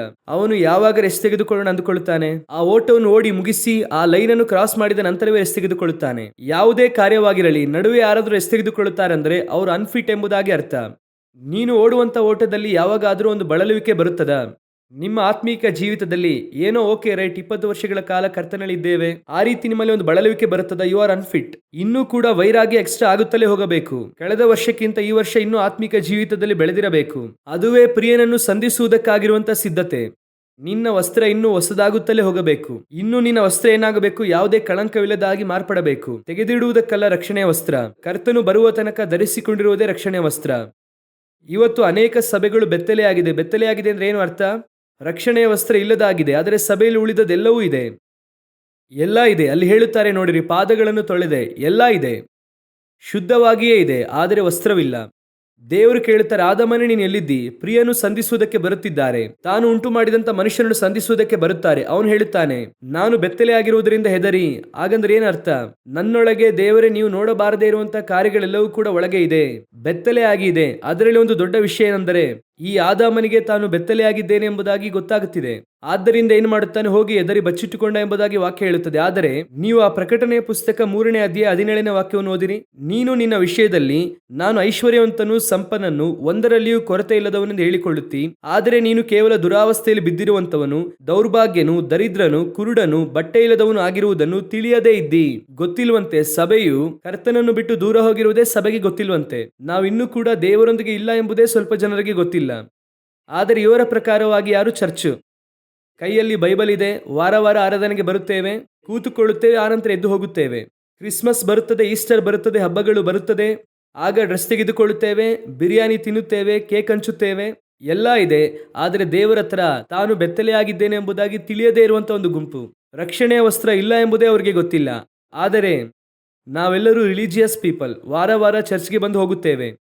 ವಾಕ್ಯ ಹೇಳುತ್ತದೆ, ಅವನಿಗಾದರೂ ತನಗೆ ವಸ್ತ್ರವಿಲ್ಲ, ಬೆತ್ತಲೆ ಇದ್ದೇನೆ ಎಂಬುದಾಗಿ ಗೊತ್ತಾಗುತ್ತಿದೆ. ಯಾಕಂದ್ರೆ ಅವನಿಗೆ ಈಗ ವಸ್ತ್ರ ಇಲ್ಲ. ದೇವರು ಇನ್ನೂ ಡ್ರೆಸ್ ಮಾಡಿ ಹಾಕಿಲ್ಲ, ಅವನಿಗೆ ಇನ್ನೂ ವಸ್ತ್ರವಿಲ್ಲ, ಗೊತ್ತಿಲ್ಲ. ಈಗ ವಸ್ತ್ರವನ್ನು ಕೊಟ್ಟಿದ್ದಾರೆ. ಅವರು ಅದನ್ನು ಹೇಳುತ್ತಾರೆ, ನಾನು ವಸ್ತ್ರವನ್ನು ಕೊಟ್ಟೆ, ನನ್ನ ವಸ್ತ್ರವನ್ನು ಕೊಟ್ಟೆ ಎಂಬುದಾಗಿ ದೇವರು ಹೇಳುತ್ತಾರೆ. ಆದರೆ ಆ ವಸ್ತ್ರ ಇಲ್ಲದೆ ಇರುವುದೇ ನಿನಗೆ ಗೊತ್ತಾಗದ ಹಾಗೆ ಇದೆ. ನಿನ್ನಲ್ಲಿರುವಂತಹ ನ್ಯೂನ್ಯತೆಗಳು ನಿನಗೆ ಗೊತ್ತಿಲ್ಲ. ಆದ್ದರಿಂದಲೇ ದೇವರು ವಾಕ್ಯ ಹೇಳುತ್ತದೆ, ನಮ್ಮನ್ನೇ ನಾವು ವಿಚಾರಿಸಿಕೊಳ್ಳುವುದಾದರೆ ಇವತ್ತು ನಮ್ಮಲ್ಲಿ ಕ್ರಿಸ್ತನನ್ನು ಸಂಧಿಸುವುದಕ್ಕೆ ತಡೆಯಾಗಿರುವಂತಹ ನ್ಯೂನ್ಯತೆ ಗೊತ್ತಾಗುತ್ತಿದೆಯಾ? ನಮ್ಮ ಬಳಿ ಇರುವಂತಹ ಪರ್ಫೆಕ್ಷನ್ನೇ ನಮಗೆ ಕಾಣಿಸುತ್ತದೆ. ನೀವು ಕನ್ನಡಿ ನೋಡುವಾಗ ಯಾಕೆ ಅದನ್ನು ನೋಡುತ್ತೀರಾ ಅಂದರೆ, ಏನು ಅದನ್ನು ನೋಡುವಾಗ ನನ್ನಲ್ಲಿ ಇನ್ನೂ ಸ್ವಲ್ಪ ನ್ಯೂನ್ಯತೆ ಇದೆ, ಸ್ವಲ್ಪ ತಲೆ ಬಾಚ್ಕೋಬೇಕು, ಇಲ್ಲ ಪೌಡರ್ ಸ್ವಲ್ಪ ಜಾಸ್ತಿ ಹಾಕಿಕೊಂಡಿದ್ದೇನೆ, ಅದನ್ನು ಸರಿಪಡಿಸಿಕೊಳ್ಳುವುದಕ್ಕೆ ಕನ್ನಡಿ ನೋಡುತ್ತೀರಾ. ಕನ್ನಡಿ ಎನ್ನುವಂಥದ್ದು ಸರಿಪಡಿಸಿಕೊಳ್ಳುವಂತ ಸ್ಥಳ. ಕೆಲವರು ಕನ್ನಡಿಯ ಮುಂದೆ ನಿಂತು ಅವರ ಸೌಂದರ್ಯವನ್ನು ಅವರೇ ಸವಿದು ನೋಡುತ್ತಿರುತ್ತಾರೆ. ಇವನು ಕಡೆಯ ತನಕ ಅವನನ್ನು ಸರಿಪಡಿಸಿಕೊಳ್ಳುವುದಿಲ್ಲ. ಯಾಕಂದ್ರೆ ಅವನ ಕೊರತೆ ಅವನಿಗೆ ಏನಾಗಲ್ಲ, ಗೊತ್ತಾಗಲ್ಲ. ಕೆಲವರಿಗೆ ಹಾಗೆ ಇದೆ. ಅದನ್ನು ನೋಡಿ ಅವರೇ ಅಂದುಕೊಳ್ಳುತ್ತಾರೆ, ಲೋಕದಲ್ಲಿ ಎಲ್ಲರಿಗಿಂತ ನಾನೇ ಸುಂದರವಾಗಿದ್ದೇನೆ, ಆದರೆ ನಮ್ಮ ಕುರಿತು ಯಾರಿಗೂ ಗೊತ್ತಿಲ್ಲ ಎಂಬುದಾಗಿ ಅವರು ಅಂದುಕೊಳ್ಳುತ್ತಾರೆ. ನೀವು ಸುಂದರವಾಗಿದ್ದೀರಾ ಎಂಬುದಾಗಿ ನೋಡುವುದಕ್ಕೆ ಕನ್ನಡಿ ಅಲ್ಲ, ಸರಿಪಡಿಸಿಕೊಳ್ಳುವುದಕ್ಕೆ. ಆದ್ದರಿಂದ ಬೈಬಲ್ ಹೇಳುತ್ತದೆ, ಕೊರಿಂಥ ಸಭೆಗೆ ಬರೆಯುವಾಗ 3ನೇ ಅಧ್ಯಾಯದಲ್ಲಿ ಕಡೆಯ ವಾಕ್ಯವನ್ನು ಓದಿ ನೋಡೋಣ. 2 ಕೊರಿಂಥದವರಿಗೆ 3ನೇ ಅಧ್ಯಾಯ 18ನೇ ವಾಕ್ಯ. ನಾವೆಲ್ಲರೂ ಮುಸುಕು ತೆಗೆದಿರುವ ಮುಖದಿಂದ ಕರ್ತನ ಪ್ರಭಾವವನ್ನು ದರ್ಪಣದಲ್ಲಿ ಕಾಣಿಸುತ್ತದೋ ಎಂಬಂತೆ ದೃಷ್ಟಿಸುವವರಾಗಿದ್ದು, ಪ್ರಭಾವದಿಂದ ಅಧಿಕ ಪ್ರಭಾವಕ್ಕೆ ಹೋಗುತ್ತಾ ಆ ಪ್ರಭಾವದ ಸಾರೂಪ್ಯವುಳ್ಳವರೇ ಆಗುತ್ತೇವೆ. ಕನ್ನಡಿ ನೋಡುವಾಗ ನೀವು ಕಾಣುತ್ತೀರಾ ಅಥವಾ ದೇವರ ಮಹಿಮೆ ಕಾಣುತ್ತದಾ? ನೀವು ಕನ್ನಡಿಯಲ್ಲಿ ಹೋಗಿ ನೋಡುವಾಗ ನೀವು ಕಾಣುತ್ತೀರಾ ಅಥವಾ ದೇವರ ಮಹಿಮೆ ಕಾಣುತ್ತದಾ? ಈಗ ನೀವು ಕನ್ನಡಿಯಲ್ಲಿ ನೋಡುತ್ತೀರಾ, ಕನ್ನಡಿಯಲ್ಲಿ ನೋಡುವಾಗ ನೀವು ಕಾಣುತ್ತೀರಾ ಅಥವಾ ದೇವರ ಮಹಿಮೆ ಕಾಣುತ್ತದಾ? ನೀವು ತಾನೇ ಕಾಣುತ್ತೀರಾ. ಅದರಲ್ಲಿ ಏನು ಹೇಳ್ತಿದೆ? ದರ್ಪಣದಲ್ಲಿ ಕಾಣಿಸುತ್ತದೋ ಎಂಬಂತೆ ದೃಷ್ಟಿಸುವವರಾಗಿದ್ದು ಪ್ರಭಾವದಿಂದ ಅಧಿಕ ಪ್ರಭಾವಕ್ಕೆ ಹೋಗುತ್ತಾ ಪ್ರಭಾವದ ಸಾರೂಪ್ಯವುಳ್ಳವರೇ ಆಗುತ್ತೇವೆ. ಕನ್ನಡಿ ನೋಡುವುದಕ್ಕೆ ಏನು ಕಾರಣ? ನಮ್ಮನ್ನು ಸರಿಪಡಿಸಿಕೊಳ್ಳುವುದು. ಹೇಗೆ ಸರಿಪಡಿಸಿಕೊಳ್ಳುವುದು? ಈ ಸ್ಥಳದಲ್ಲಿ ಇದು ಜಾಸ್ತಿ ಇದೆ, ಇದನ್ನು ಸರಿಪಡಿಸಿಕೊಳ್ಳಬೇಕು ಎಂಬಂತೆ ಅವರ ಸಾರೂಪ್ಯವನ್ನು ಕನ್ನಡಿಯಲ್ಲಿ ನೋಡಿ, ಆ ಕನ್ನಡಿಯನ್ನು ನೋಡಿ ಹೇಗೆ ನಿಮ್ಮನ್ನು ಸರಿಪಡಿಸಿಕೊಳ್ಳುತ್ತೀರಾ ಅದೇ ರೀತಿಯ ಕನ್ನಡಿಯಲ್ಲಿರುವಂತಹ ಇಮೇಜ್ ಕನ್ನಡಿ ಮುಂದೆ ನಿಂತರೆ ಅಲ್ಲಿ ದೇವರು ಕಾಣಿಸುತ್ತಾರೆ. ಅವರನ್ನು ನೋಡಿ ಹೇಗೆ ನಿಮ್ಮನ್ನು ನೀವು ಸರಿಪಡಿಸಿಕೊಳ್ಳುತ್ತೀರೋ, ಕೂದಲು ಸರಿಪಡಿಸಿಕೊಳ್ಳುತ್ತೀರೋ ಅದೇ ರೀತಿ ಅವರನ್ನು ನೋಡಿ ನಿಮ್ಮನ್ನು ಸರಿಪಡಿಸಿಕೊಳ್ಳಬೇಕು, ಅವರಂತೆ ಮಾರ್ಪಡಬೇಕು. ಆ ಕನ್ನಡಿಯನ್ನು ನೋಡಿ ಹೇಗೆ ನಿಮ್ಮನ್ನು ನೀವು ಸರಿಪಡಿಸಿಕೊಳ್ಳುತ್ತೀರೋ ಅದೇ ರೀತಿ ಆ ಕನ್ನಡಿಯಲ್ಲಿ ಕರ್ತನನ್ನು ನೋಡಿ ನಿಮ್ಮನ್ನು ನೀವು ಸರಿಪಡಿಸಿಕೊಳ್ಳಬೇಕು. ಎಷ್ಟು ಸುಂದರವಾದ ಒಂದು ಆತ್ಮೀಕವಾದ ಅರ್ಥ ನೋಡಿರಿ. ಇವತ್ತು ನಾವು ನಮ್ಮನ್ನು ಸರಿಪಡಿಸಿಕೊಳ್ಳುವುದರಲ್ಲಿ ಇದ್ದೇವೆ ಎನ್ನುವುದೇ ಪ್ರಶ್ನೆ. ವಸ್ತ್ರವೇ ಇಲ್ಲದೆ ಇರುವವರಾಗಿದ್ದೇವೆ. ಹಾಗಾದರೆ ಹೇಗೆ ಅವರನ್ನು ಸಂಧಿಸಲು ಸಿದ್ಧರಾಗುವುದಕ್ಕೆ ಸಾಧ್ಯ? ಅವರನ್ನು ಸಂಧಿಸಲು ಸಿದ್ಧರಾಗಬೇಕಂದ್ರೆ ಮೊದಲು ಏನ್ ಮಾಡಬೇಕು? ಓಡಿ ಹೋಗಿ ಧೈರ್ಯವಾಗಿ ನಿಲ್ಲಬೇಕು. ಧೈರ್ಯವಾಗಿ ನಿಂತರೇನೆ ಅವರೊಂದಿಗೆ ಹೋಗುವುದಕ್ಕೆ ಸಾಧ್ಯ. ನಾವು ಅದನ್ನು ನಂಬಿಯೇ ಇದ್ದೇವೆ. ಕ್ರಿಸ್ತನನ್ನು ಸಂಧಿಸುವುದಕ್ಕೆ ಸಿದ್ಧರಾಗಿಲ್ಲ, ಓಡಿ ಬಚ್ಚಿಟ್ಟುಕೊಳ್ಳುವಂತ ಸ್ಥಳದಲ್ಲಿದ್ದೇವೆ, ನಿದ್ರೆ ಮಾಡುತ್ತಾ ಇದ್ದೇವೆ, ಬಾಗಿಲನ್ನು ತೆರೆಯುವುದಕ್ಕೆ ರೆಡಿ ಇಲ್ಲ. ನಿಮ್ಮನ್ನು ನೀವು ಸರಿಪಡಿಸಿಕೊಂಡು ಅವರನ್ನು ಸಂಧಿಸಬೇಕಾಗಿರುವಂತಹ ಸ್ಥಳದಲ್ಲಿ ಇಲ್ಲದೇ ಇದ್ದರೆ, ನೀವು ಸಭೆಯಲ್ಲೇ ಇದ್ದರೂ ದಶಮ ಭಾಗ ಕಾಣಿಕೆಯನ್ನು ಕೊಟ್ಟರೂ ಆಶೀರ್ವದಿಸಲ್ಪಟ್ಟಿದ್ದೇನೆ ಎಂದು ಅಂದುಕೊಂಡರೂ ಬರುವಿಕೆಯಲ್ಲಿ ಹೋಗುವುದಕ್ಕೆ ಆಗಲ್ಲ. ಅವರನ್ನು ಸಂಧಿಸುವುದಕ್ಕೆ ನೀವು ಸಿದ್ಧರಾಗಿ ನಿಲ್ಲಬೇಕು. ಹಾಗೆ ಕದವನ್ನು ತೆರೆದು ನಿಲ್ಲಬೇಕು. ಯಾವಾಗ ಬರುತ್ತೀರಾ ಯೇಸುವೆ ಎಂಬುದಾಗಿ ಕೇಳಿ ನಿಲ್ಲಬೇಕು. ಆತ್ಮವು ಮದಲಗಿತ್ತಿ ಬಾ ಅನ್ನುತ್ತಾರೆ ಎಂಬುದಾಗಿ ಹೇಳಬೇಕು. ಯಾವಾಗ ಮದಲಿಂಗನು ಬರುತ್ತಾರೆ ಎನ್ನುವಂತಹ ಆಸೆ ಇರಬೇಕು. ಅದೇ ಕರ್ತನ ಎದುರು ನೋಡುತ್ತಾ ಇರುವಂತಹ ಸಿದ್ಧತೆ. ಮೊದಲನೇ ಬಾರಿ ಬಂದಾಗ ಅವನು ಏನ್ ಮಾಡಿದಂತೆ? ಓಡಿ ಬಚ್ಚಿಟ್ಟುಕೊಂಡ. ಕಾರಣ ಏನು? ವಸ್ತ್ರ ಇಲ್ಲದೆ ಇದ್ದದರಿಂದ. ಅಲ್ಲಿ ಮದಲಗಿತ್ತಿ ವಸ್ತ್ರ ತೆಗೆದನೆಲ್ಲ ಎಂದು ಹೇಳುತ್ತಿದ್ದಾಳೆ.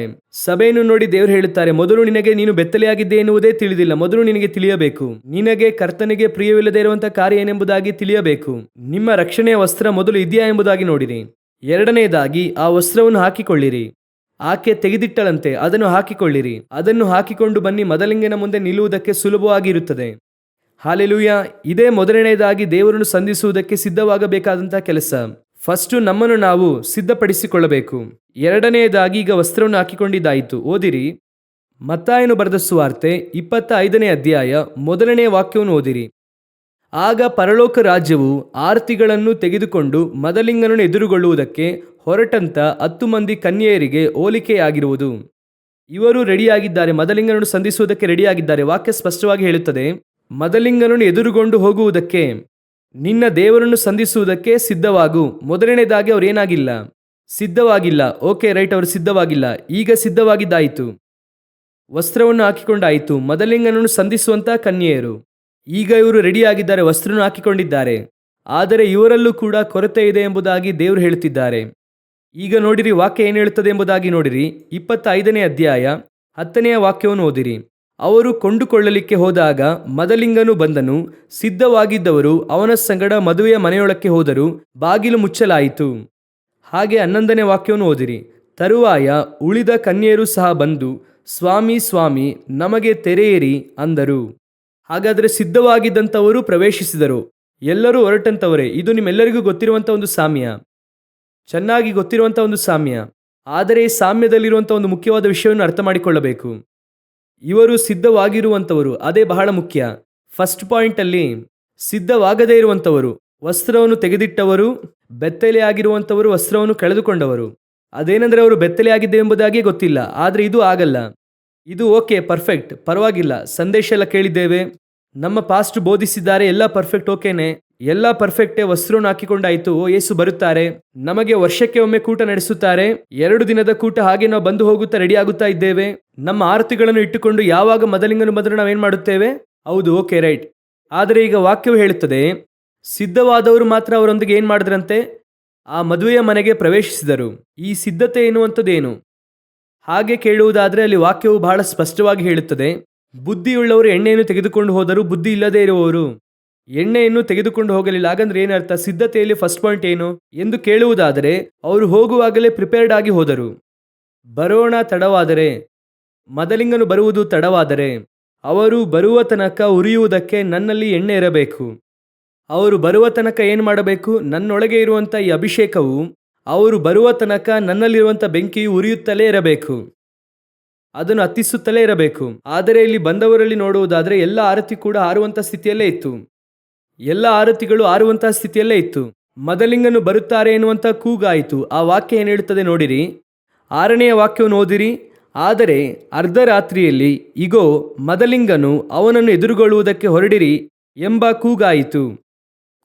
ಈಗ ಶಬ್ದ ಕೇಳಿಸುತ್ತಾ ಇದೆ. 7ನೇ ವಾಕ್ಯ ಹೇಳುತ್ತದೆ, ಆಗ ಕನ್ಯೆಯರೆಲ್ಲರೂ ಎಚ್ಚೆತ್ತು ತಮ್ಮ ಆರತಿಗಳನ್ನು ನೆಟ್ಟಗೆ ಮಾಡಿದರು. ಹಾಗಾದರೆ ಎಲ್ಲರ ಆರತಿಗಳು ಕೂಡ ಆರುವಂತಹ ಸ್ಥಿತಿಯಲ್ಲೇ ಇತ್ತು. ಸ್ವಲ್ಪ ಆರತಿ ಆರುವಂಥ ಸ್ಥಿತಿಗೆ ಹೋಗುತ್ತಾ ಇದೆ. ನನ್ನನ್ನು ಕೇಳಿದ್ರೆ ಆ ರೀತಿ ಹೋಗಬಾರದು. ಆ ಬೆಂಕಿ ಏನಾಗಬೇಕು? ಉರಿಯುತ್ತಲೇ ಇರಬೇಕು. ದೇವರು ಹೇಳುತ್ತಾರೆ, ದೇವದರ್ಶನ ಗೂಡಾರದಲ್ಲಿರುವಂಥ ಬೆಳಕು ಅದು ಆರದೇ ಇರಬೇಕು. ಆ ಬೆಳಕು ಏನಾಗಿರ್ಬೇಕಂತೆ? ಆರದೇ ಇರಬೇಕು. ಅದು ಯಾವಾಗಲೂ ಉರಿಯುತ್ತಲೇ ಇರಬೇಕು. ಹಾಗಾದರೆ ನಮ್ಮಲ್ಲಿರುವಂಥ ಬೆಳಕು ಏನಾಗಬೇಕು? ಉರಿಯುತ್ತಲೇ ಇರಬೇಕು. ಅದು ಸ್ವಲ್ಪವೂ ಕೂಡ ಆರುವಂತಹ ಸ್ಥಿತಿಗೆ ತಲುಪಬಾರದು. ಹಾಗಂದ್ರೆ ಏನು ಅರ್ಥ? ಯೇಸು ಹೇಳುವಾಗ ಇಲ್ಲಿ ಏನ್ ಹೇಳ್ಬೇಕಾಗಿತ್ತು? ಖಂಡಿತವಾಗಿ ಎಣ್ಣೆ ಇರಬೇಕು, ಅದರಲ್ಲಿ ಯಾವುದೇ ಸಂದೇಹ ಇಲ್ಲ. ಆದರೆ ದೇವರು ಹೇಳುವಾಗ ಎಣ್ಣೆಯನ್ನು ತರದೇ ಇರುವಂತವರು, ಬುದ್ಧಿ ಇಲ್ಲದೆ ಇರುವವರು ಎಣ್ಣೆಯನ್ನು ತರುವಂತವರು ಬುದ್ಧಿ ಉಳ್ಳವರೆಂಬುದಾಗಿ ಹೇಳಬೇಕಾಗಿತ್ತಲ್ವಾ? ಆದರೆ ಅವರು ಹೇಳುವಾಗ ಏನು ಹೇಳುತ್ತಾರೆ ಎಂಬುದಾಗಿ ಓದಿರಿ. 13ನೇ ವಾಕ್ಯ ಓದಿರಿ. ಆದ ಕಾರಣ ಆ ದಿನವಾದರೂ ಗಳಿಗೆ ಆದರೂ ನಿಮಗೆ ಗೊತ್ತಿಲ್ಲವಾಗಿರುವುದರಿಂದ ಎಚ್ಚರವಾಗಿರ್ರಿ. ಈಗ ಇವರು ನಿದ್ರೆ ಮಾಡಿದ್ದು ತಪ್ಪೆಂದು ಹೇಳುತ್ತಾ ಇದ್ದಾರೆ, ಎಣ್ಣೆ ತರದೇ ಇರುವಂತದ್ದು ತಪ್ಪೆಂದು ಹೇಳುತ್ತಿದ್ದಾರೆ. ಅವರು ಹೇಳುವಾಗ ಏನು ಹೇಳುತ್ತಾರೆ? ಎಲ್ಲರೂ ಕೂಡ ಮಲಗಿದರು. 5ನೇ ವಾಕ್ಯ ಓದಿರಿ. ಮತ್ತಾಯ 24:5. ಮದಲಿಂಗನು ಬರುವುದಕ್ಕೆ ತಡ ಮಾಡಲು ಅವರೆಲ್ಲರೂ ತೂಕಡಿಸಿ ಮಲಗಿದರು. ಈಗ ಇಲ್ಲಿ ಯೇಸು ಏನು ಹೇಳುತ್ತಿದ್ದಾರೆ? ನೀವು ಬುದ್ಧಿಯುಳ್ಳವರಾಗಿ ಇದ್ದು ಎಣ್ಣೆಯನ್ನು ತರಬೇಕೆಂಬುದಾಗಿ ಹೇಳಬೇಕಾಗಿತ್ತಲ್ವ ನ್ಯಾಯವಾಗಿ. ಅದೇ ತಾನೇ ಬುದ್ಧಿ ಇರುವವರಿಗೂ ಇಲ್ಲದೇ ಇರುವವರಿಗೂ ವ್ಯತ್ಯಾಸ. ಆದರೆ ಇವರು ಹೇಳುವಾಗ ಹೇಳುವಂತ ಮಾತೇನು? ಆದ ಕಾರಣ ಆ ದಿನವಾದರೂ ಗಳಿಗೆ ಆದರೂ ನಿಮಗೆ ಗೊತ್ತಿಲ್ಲವಾದುದರಿಂದ ಎಚ್ಚರವಾಗಿರ್ರಿ. ಎಣ್ಣೆ ತೆಗೆದುಕೊಂಡು ಬನ್ನಿ ಎಂಬುದಾಗಿ ಹೇಳಬೇಕಾ? ಎಚ್ಚರವಾಗಿದ್ದು ಪ್ರಾರ್ಥಿಸಿರಿ ಎಂದು ಹೇಳಬೇಕಾ? ಆದರೆ ಯೇಸು ಸ್ಪಷ್ಟವಾಗಿ ಹೇಳುತ್ತಾರೆ, ಎಚ್ಚರವಾಗಿರ್ರಿ. ಹಾಗಂದ್ರೆ ಏನರ್ಥ? ಎಣ್ಣೆಯನ್ನು ತೆಗೆದುಕೊಂಡು ಬರುವಂಥದ್ದು ಬುದ್ಧಿ. ಈಗ ಎಣ್ಣೆ ತೆಗೆದುಕೊಂಡು ಬರದೇ ಇರುವವರ ಕುರಿತು ಮಾತನಾಡೋಣ. ಇವರಿಗೆ ಬುದ್ಧಿ ಇಲ್ಲ ಎಂಬುದಾಗಿ ಇಟ್ಟುಕೊಳ್ಳೋಣ. ಇವರಿಗೇನಿಲ್ಲ? ಬುದ್ಧಿ ಇಲ್ಲ. ಎಲ್ಲರಿಗೂ ಕೂಡ ಒಂದೇ ರೀತಿಯಾದ ಬುದ್ಧಿ ಇರೋದಿಲ್ಲ. ಸ್ವಲ್ಪ ಜನ ಬಹಳ ಬುದ್ಧಿವಂತರಾಗಿರುತ್ತಾರೆ, ಸ್ವಲ್ಪ ಜನ ಬುದ್ಧಿಹೀನರಾಗಿ ಇರುತ್ತಾರೆ. ಆದರೆ ನೀನು ಎಚ್ಚರವಾಗಿರಬೇಕು ಅಂದರೆ ಯಾವುದಕ್ಕಾಗಿ ಎಚ್ಚರವಾಗಿರಬೇಕು? ಆರತಿ ಆರಿ ಹೋಗುತ್ತದೆ ಎಂಬುದಾಗಿ ಎಚ್ಚರವಾಗಿರುವುದಲ್ಲ, ಮದಲಿಂಗನು ಬರುತ್ತಾನೆ ಎಂಬುದಾಗಿ ಎಚ್ಚರವಾಗಿದ್ದರೆ ನಿನ್ನ ಆರತಿ ಆರಿ ಹೋಗುವಂಥದ್ದು ನಿನಗೆ ಗೊತ್ತಾಗುತ್ತದೆ. ನೀನು ಎಣ್ಣೆಯನ್ನು ಆಗಲೇ ತೆಗೆದುಕೊಂಡು ಬರುತ್ತಿದ್ದೆ. ಅದುವೇ ಆ ಸಾಮ್ಯದ ಅರ್ಥ. ಅವರು ಏನು ಹೇಳುತ್ತಾರೆ? ಮದಲಿಂಗನು ಬರುವಂತಹ ದಿನವು ನಿಮಗೆ ಗೊತ್ತಿಲ್ಲದೇ ಇರುವುದರಿಂದ ಎಚ್ಚರವಾಗಿರ್ರಿ. ಹಾಗಂದ್ರೆ ಏನರ್ಥ? ನಿಮ್ಮ ಆತ್ಮಿಕ ಜೀವಿತ ಯಾವಾಗಲೂ ಕೂಡ ಹೇಗಿರಬೇಕು? ರೆಡಿಯಾಗಿ ಎಚ್ಚರವಾಗಿರಬೇಕು. ನಿಮ್ಮಲ್ಲಿ ಯಾವುದು ಕೊರತೆ ಎಂಬುದಾಗಿ ನೀವು ನೋಡಿಕೊಳ್ಳುತ್ತಲೇ ಇರಬೇಕು. ನಾನು ಮಲಗುತ್ತೇನೆ, ಈ ಸಾಮ್ಯವನ್ನು ಎಲ್ಲರೂ ಹೇಗೆ ತೆಗೆದುಕೊಂಡಿದ್ದಾರೆಂದರೆ, ಚೆನ್ನಾಗಿ ಮಲಗುವಂಥದ್ದು ತಪ್ಪಲ್ಲ, ಆದರೆ ಎಣ್ಣೆಯನ್ನು ಇಟ್ಟುಕೊಂಡು ಮಲಗಬೇಕು. ಹೇಗೆ? ಚರ್ಚ್ಗೆ ಬರುತ್ತೇವೆ, ನೀವು ಕೈಯಲ್ಲಿ ಬೈಬಲ್ ಇಟ್ಟುಕೊಂಡು ಮಲಗಬಹುದು. ಈಗ ಚರ್ಚ್ಗೆ ಬಂದವರಿಗೂ ಬರದೇ ಇರುವವರಿಗೂ ಏನು ವ್ಯತ್ಯಾಸ? ಅವರು ಬಂದಿದ್ದಾರೆ, ಇವರು ಬಂದಿಲ್ಲ. ಅದೆಲ್ಲ ಮುಖ್ಯ. ಬಂದವನಿಗೂ ಬರದೇ ಇರುವವರಿಗೂ ಏನು ವ್ಯತ್ಯಾಸ? ಅವನು ಬರಲಿಲ್ಲ, ಸಂದೇಶ ಕೇಳಲಿಲ್ಲ. ಇವನು ಬಂದು ಸಂದೇಶ ಕೇಳಲಿಲ್ಲ. ಎರಡು ಒಂದೇ ತಾನೇ. ಅವನು ಬರಲಿಲ್ಲ, ಚರ್ಚ್ಗೆ ಸಂದೇಶ ಕೇಳಲಿಲ್ಲ. ಇವರು ಬಂದಿದ್ದಾರೆ, ಸಂದೇಶ ಕೇಳಲಿಲ್ಲ, ಮಲಗಿದ್ದಾರೆ. ಹಾಗಾದ್ರೆ ಬಂದು ಏನು ಪ್ರಯೋಜನ? ಹಾಗಂದ್ರೆ ಏನು ಅರ್ಥ? ಸಭೆಗೆ ಬರುವಂಥದ್ದು ಎಷ್ಟು ಮುಖ್ಯವೋ ಅದಕ್ಕಿಂತ ಮುಖ್ಯ ಎಚ್ಚರವಾಗಿದ್ದು ಸಂದೇಶ ಕೇಳುವುದು. ಕ್ಲಾಸಲ್ಲಿ ಎರಡು ರೀತಿಯಾದ ಮಕ್ಕಳಿರುತ್ತಾರೆ. ಒಬ್ಬ ಸ್ಕೂಲ್ಗೆ ಬರುವಂತವನು ಯಾಕೆ ಬರುತ್ತಾನೆ ಅಂದ್ರೆ ಓದುವುದಕ್ಕಾಗಿ ಬರುತ್ತಾನೆ. ಇನ್ನೊಬ್ಬ ಯಾಕೆ ಬರುತ್ತಾನೆ ಅಂದ್ರೆ ಅವನು PT ಕ್ಲಾಸ್ ಆಟ ಆಡುವುದಕ್ಕೆ ಬಂದಿರುತ್ತಾನೆ. ಆದರೆ ಕ್ಲಾಸಲ್ಲಿ ಬಂದು ಅಟೆಂಡೆನ್ಸ್ ಹೇಳ್ತಾನೆ. ಮುಗಿಯುವಾಗ ನೋಡುವುದಾದ್ರೆ ಒಬ್ಬ ಫೇಲ್ ಆಗಿರುತ್ತಾನೆ, ಒಬ್ಬ ಪಾಸ್ ಆಗಿರುತ್ತಾನೆ. ನಾನು ಎಲ್ಲಾ ಕ್ಲಾಸ್ಗೆ ಬಂದಲ್ಲ, ನೀನು ಬಂದೆ ಆದ್ರೆ ಸರಿಯಾಗಿ ಓದ್ಲಿಲ್ಲ. ಈಗ ಏನ್ ಹೇಳಬೇಕು? ನೀವು ಸರಿಯಾಗಿ ಸ್ಕೂಲ್ಗೆ ಬನ್ನಿ ಅದನ್ನು ಹೇಳಬೇಕಾ? ಬಂದು ಸರಿಯಾಗಿ ಓದಿ ಅಂತ ಹೇಳಬೇಕಾ? ಅದನ್ನೇ ಯೇಸು ಹೇಳುತ್ತಾರೆ, ನೀವು ಆರತಿಗೆ ಎಣ್ಣೆ ತರುವಂಥದ್ದು ಎಷ್ಟು ಮುಖ್ಯವೋ ಅದಕ್ಕಿಂತ ಮುಖ್ಯ ಎಚ್ಚರವಾಗಿರುವುದು. ಇಲ್ಲಿ ಆರತಿಗೆ ಎಣ್ಣೆ ತರುವುದು ಮಾತ್ರ ಇಂಪಾರ್ಟೆಂಟ್ ಅಲ್ಲ. ಇವತ್ತು ಅನೇಕರು ತಪ್ಪಾಗಿ ತಿಳಿದುಕೊಂಡಿದ್ದಾರೆ. ಹಾಗಂದ್ರೆ ಏನರ್ಥ? ಎಣ್ಣೆ ಇಟ್ಟುಕೊಂಡು ಮಲಗಬಹುದೆಂದು ಅರ್ಥನಾ? ಇಲ್ಲ. ಅದರ ಅರ್ಥ ಏನು? ನೀನು ಎಣ್ಣೆಯನ್ನು ತರಬೇಕಾಗಿರುವುದು ಅವಶ್ಯ, ಅದು ಬುದ್ಧಿ. ಅದಕ್ಕಿಂತ ಮುಖ್ಯ ಎಚ್ಚರವಾಗಿರುವುದು. ಒಂದು ವೇಳೆ ನೀನು ಎಚ್ಚರವಾಗಿದ್ದು ನಿನ್ನ ಎಣ್ಣೆ ಒಂದು ವೇಳೆ ಕಡಿಮೆಯಾಗಿದ್ದರೂ ಕೂಡ ನಿನ್ನಿಂದ ಕಂಡುಹಿಡಿಯುವುದಕ್ಕೆ ಸಾಧ್ಯ. ನೀನೇನು ಮಾಡಬಹುದು? ಮದಲಿಂಗನು ಬರುವಷ್ಟರಲ್ಲಿ ತೆಗೆದುಕೊಂಡು ಬರಬಹುದು. ನೀನು ಆ ಶಬ್ದವಾಗುವ ತನಕ ವೆಯ್ಟ್ ಮಾಡಬೇಕಾದ ಅವಶ್ಯವಿಲ್ಲ. ನೀವೇನ್ ಮಾಡುತ್ತೀರಾ? ಎಣ್ಣೆ ಸ್ವಲ್ಪ ಹಾಗೆ ಕಡಿಮೆ ಆಗಿರೋ ಹಾಗೆ ಕಾಣುತ್ತದೆ ಕಣೋ, ನಾನು ದೇವರು ಬರುವಷ್ಟರಲ್ಲಿ ಹೋಗಿ ತರುತ್ತೇನೆ, ನೀನು ನೋಡಿಕೊ ಎಂಬುದಾಗಿ ಓಡಿ ಹೋಗೋದು. ಇದೇ ಇಲ್ಲಿ ಮುಖ್ಯ. ಮಾರುವಂತವನು ರೆಡಿಯಾಗಿದ್ದಾನೆ, ಎಣ್ಣೆ ಕೊಡುವಂತವನು. ಖರೀದಿಸುವವನು ರೆಡಿಯಾಗಿದ್ದಾನೆ. ಇಲ್ಲಿ ಟೈಮಿಂಗ್ಗೆ ಸಮಸ್ಯೆ. ಇಲ್ಲಿ ಈಗ ಎಚ್ಚರವಾಗಿದ್ದರೆ ಟೈಮನ್ನು ನಾವು ಸಕ್ಸಸ್ ಮಾಡಬಹುದು. ದೇವರು ಅದನ್ನೇ ಹೇಳುತ್ತಾರೆ, ನೀನು ಆತ್ಮಿಕ ಜೀವಿತದಲ್ಲಿ ದೊಡ್ಡ ವ್ಯಕ್ತಿ, ಸೇವೆಗೆ ಬಂದಿದ್ದೇವೆ, ನಾನು ಚೆನ್ನಾಗಿ ಪ್ರಾರ್ಥನೆ ಮಾಡುತ್ತೇನೆ, ಚೆನ್ನಾಗಿ ಬೈಬಲ್ ಓದುತ್ತೇನೆ, ನಾನು ಚರ್ಚ್ನಲ್ಲಿ ಹಿರಿಯ, ನಮ್ಮ ಪಾಸ್ಟಿಗೆ ನಾನು ಚೆನ್ನಾಗಿ ಗೊತ್ತು, ಅದೆಲ್ಲ ಬಹಳ ಮುಖ್ಯವಲ್ಲ. ನೀನು ಎಚ್ಚರವಾಗಿದ್ದೀಯಾ ಎನ್ನುವುದೇ ಮುಖ್ಯ. ನಿನ್ನಲ್ಲಿರುವಂತಹ ಕೊರತೆ ಏನೆಂಬುದಾಗಿ ಗೊತ್ತಾ? ನಿನ್ನ ಎಣ್ಣೆ ಇದೆಯಾ ಎಂಬುದಾಗಿ ಗೊತ್ತಾ? ನಿನ್ನ ಆತ್ಮಿಕ ಜೀವಿತದ ಸ್ಟ್ಯಾಂಡರ್ಡ್ ನಿನಗೆ ಗೊತ್ತಾ? ಯಾವುದರ ಕುರಿತಾಗಿಯೂ ಸ್ವಲ್ಪ ಆದ್ರೂ ಯೋಚನೆ ಮಾಡಿದ್ದೀರಾ? ಇವತ್ತು ನಾವೆಲ್ಲರೂ ಹೇಗೆ ಇದ್ದೇವೆ? ತೂಕಡಿಸುತ್ತಾ, ನಿದ್ರೆ ಮಾಡುತ್ತಾ. ಆದರೆ ನಮಗೇನಿದೆ? ನಾನು ಸಿದ್ಧನಾಗೇ ಇದ್ದೇನೆ, ನಾನು ಖಂಡಿತ ಹೋಗುತ್ತೇನೆ, ನನ್ನ ಹತ್ರ ಆರತಿ ಇದೆ. ದೇವರು ಹೇಳುತ್ತಾರೆ, ಆರತಿ ಇರುವಂಥದ್ದು ಒಳ್ಳೆಯದು, ಎಣ್ಣೆ ಇರುವಂಥದ್ದು ಒಳ್ಳೆಯದು, ಆದರೆ ಎಚ್ಚರವಾಗಿರುವಂಥದ್ದು ಅದಕ್ಕಿಂತ ಮುಖ್ಯ. ಆದ್ದರಿಂದ ಯೇಸು ಹೇಳುತ್ತಾರೆ, ಎಚ್ಚರವಾಗಿದ್ದು ಪ್ರಾರ್ಥಿಸಿರಿ. ಮದಲಿಂಗನನ್ನು ಸಂಧಿಸುವುದಕ್ಕೆ ಸಿದ್ಧವಾಗುವುದಂದರೆ ಏನು ಅರ್ಥ ಅಂದರೆ, ನೀವು ವಸ್ತ್ರವನ್ನು ಧರಿಸಿಕೊಂಡು ಎದುರುಗೊಳ್ಳುವುದಕ್ಕೆ ಹೋಗುವುದು ಮಾತ್ರವಲ್ಲ. ಎರಡು ಒಂದೇನೆ. ಹೋಗುವವನಿಗೂ ಹೋಗದೇ ಇರುವಂಥವನಿಗೆ ಏನು ವ್ಯತ್ಯಾಸ? ಒಂದು ಗ್ರೂಪ್ ಹೋಯಿತು, ಒಂದು ಗ್ರೂಪ್ ಹೋಗಲಿಲ್ಲ. ಆದರೆ ಹೋಗದೇ ಇರುವವನಿಗೂ ಬಾಗಿಲು ಮುಚ್ಚಲ್ಪಟ್ಟಿದೆ, ಹೋಗಿಯೂ ಕೂಡ ಬಾಗಿಲು ಮುಚ್ಚಲ್ಪಟ್ಟಂತ ಒಂದು ಗ್ರೂಪ್ ಇದೆ. ಸಭೆಗೆ ಬರದೇನೆ ನರಕಕ್ಕೆ ಹೋಗುವಂತ ಒಂದು ಗ್ರೂಪ್ ಇದೆ, ಸಭೆಗೆ ಬಂದು ಕೈ ಬಿಡಲ್ಪಡುವಂತ ಒಂದು ಗುಂಪಿದೆ. ಚರ್ಚಿಗೆ ಬಂದಿದ್ದೇನೆ ಎನ್ನುವ ಮಾತ್ರಕ್ಕೆ ನೀವೇನ್ ಮಾಡೋಕ್ಕಾಗಲ್ಲ. ಬರೋಣದಲ್ಲಿ ಹೋಗುತ್ತೇನೆ ಎಂದು ಹೇಳುವುದಕ್ಕೆ ಸಾಧ್ಯವಿಲ್ಲ. ಯೇಸುವನ್ನು ತಿಳಿದುಕೊಂಡ ಮಾತ್ರಕ್ಕೆ ಬರೋಣದಲ್ಲಿ ಹೋಗುತ್ತೇನೆ ಎಂದು ಹೇಳೋಕ್ಕಾಗಲ್ಲ. ನೀವು ಒಂದು ಚರ್ಚಲ್ಲಿ ಮೆಂಬರ್ ಆಗಿರುವ ಮಾತ್ರಕ್ಕೆ ಬರುವಿಕೆಯಲ್ಲಿ ಹೋಗುತ್ತೇನೆ ಎಂದು ಹೇಳೋಕ್ಕಾಗಲ್ಲ. ನೀವು ಎದುರುಗೊಳ್ಳುವುದಕ್ಕೆ ಹೊರಟ ಕನ್ಯೆಯರು. ಆದರೆ ಎಚ್ಚರವುಳ್ಳವರಾಗಿದ್ದೀರಾ ಎನ್ನುವುದೇ ಪ್ರಶ್ನೆ. ನಿಮ್ಮ ಆತ್ಮಿಕ ಜೀವಿತದಲ್ಲಿ ಎಚ್ಚರ ಇದೆಯಾ? ನೀವು ನಿದ್ರೆ ಮಾಡುತ್ತಾ ಇದ್ದೀರಾ ಅಂದರೆ ಏನಾಗುತ್ತದೆ ಅಂದರೆ, ವಾಕ್ಯ ಹೇಳುತ್ತದೆ, ಮತ್ತಾಯನ ಸುವಾರ್ತೆ 13ನೇ ಅಧ್ಯಾಯ 24ನೇ ವಾಕ್ಯದಿಂದ ಓದಿರಿ. ಆತನು ಮತ್ತೊಂದು ಸಾಮ್ಯವನ್ನು ಅವರಿಗೆ ಹೇಳಿದನು, ಅದೇನೆಂದರೆ, ಪರಲೋಕ ರಾಜ್ಯವು ಒಳ್ಳೆಯ ಬೀಜವನ್ನು ತನ್ನ ಹೊಲದಲ್ಲಿ ಬಿತ್ತಿದ್ದ ಒಬ್ಬ ಮನುಷ್ಯನಿಗೆ ಹೋಲಿಕೆಯಾಗಿದೆ. ಆದರೆ ಜನರು ನಿದ್ರೆ ಮಾಡುವ ಕಾಲದಲ್ಲಿ ಅವನ ವೈರಿಯು ಬಂದು ಗೋಧಿಯ ನಡುವೆ ಹಣಜಿ ಬಿತ್ತು ಹೋದನು. ಈಗ ನಿದ್ರೆ ಮಾಡುವುದರಿಂದ ಏನ್ ಸಮಸ್ಯೆ ಆಗುತ್ತಾ ಇದೆ ಅಂತ ಗೊತ್ತಾಗ್ತಿದ್ಯಾ? ನಿದ್ರೆ ಮಾಡುವಾಗ ಅವನೇನ್ ಮಾಡುತ್ತಾನಂತೆ? ಅಣಜಿಯನ್ನು ತಂದು ಬಿತ್ತು ಹೋಗುತ್ತಾನಂತೆ. ಅಣಜಿ ಎನ್ನುವಂಥದ್ದು ಸುಳ್ಳು ಉಪದೇಶಕ್ಕೂ ಕೂಡ ಗುರುತಾಗಿ ಇದೆ, ದೇವರಿಗೆ ವಿರುದ್ಧವಾದ ಕಾರ್ಯಗಳನ್ನು ಮಾಡುವುದಕ್ಕೂ ಕೂಡ ಗುರುತಾಗಿ ಇದೆ. ಯಾಕೆ ನೀವು ನಿದ್ರೆ ಮಾಡಬಾರದು? ದೇವರು ಹೇಳುತ್ತಾರೆ, ಎಚ್ಚರವಾಗಿದ್ದು ಪ್ರಾರ್ಥಿಸಿರಿ. ಯಾವ ದಿನದಲ್ಲಿ ಮನುಷ್ಯಕುಮಾರನು ಬರುತ್ತಾನೆಂಬುದಾಗಿ ತಿಳಿಯದೇ ಇರುವುದರಿಂದ ಅದರ ಅರ್ಥ ಏನು? ನೀವು ಎಣ್ಣೆ ಇಟ್ಟುಕೊಂಡಿರುವುದರಿಂದ ಮಲಗಬಹುದೆಂಬುದಾಗಿ ಅರ್ಥ ಅಲ್ಲ. ಆತ್ಮೀಕ ಸಭೆಯಲ್ಲಿ ಇರುವುದರಿಂದ ನಿದ್ರೆ ಮಾಡಬಹುದೆಂದು ಅರ್ಥ ಅಲ್ಲ. ಆತ್ಮೀಕ ಸಭೆಯಲ್ಲಿ ಇರುವುದರಿಂದ ಹೇಗೆ ಬೇಕಾದರೂ ಇರಬಹುದೆಂದು ಅರ್ಥವಲ್ಲ. You must be awake, always you must be awake. ಎಚ್ಚರವಾಗಿದ್ದು ನಿಮ್ಮ ಆತ್ಮ ಏನಾಗಿರಬೇಕು? ಆದ್ದರಿಂದ ಕೀರ್ತನಗಾರನು ಹೇಳುತ್ತಾನೆ, ನಾನು ಮಲಗಿದ್ದರೂ ನನ್ನ ಆತ್ಮವು ಎಚ್ಚರವಾಗಿರುತ್ತದೆ. ಮೊದಲಗಿತ್ತಿ ಹೇಳುತ್ತಾಳೆ, ನಾನು ಮಲಗಿದ್ದೇನೆ ಆದರೆ ನನ್ನ ಆತ್ಮ ಎಚ್ಚರವಾಗಿದೆ. ಆದ್ದರಿಂದ ನೀನೇನು ಮಾಡುವುದಕ್ಕೆ ಆಗಲ್ಲ, ಯಾವುದೇ ಅಣಜಿಯನ್ನು ಬಿತ್ತುವುದಕ್ಕೆ ಆಗಲ್ಲ. ನಿದ್ರೆ ಮಾಡುವ ಕಾಲ ಬರುತ್ತದೆ, ಸ್ವಲ್ಪ ಬಳಲುವಿಕೆ ಬರುತ್ತದೆ, ಎಲ್ಲ ಸತ್ಯನೇ.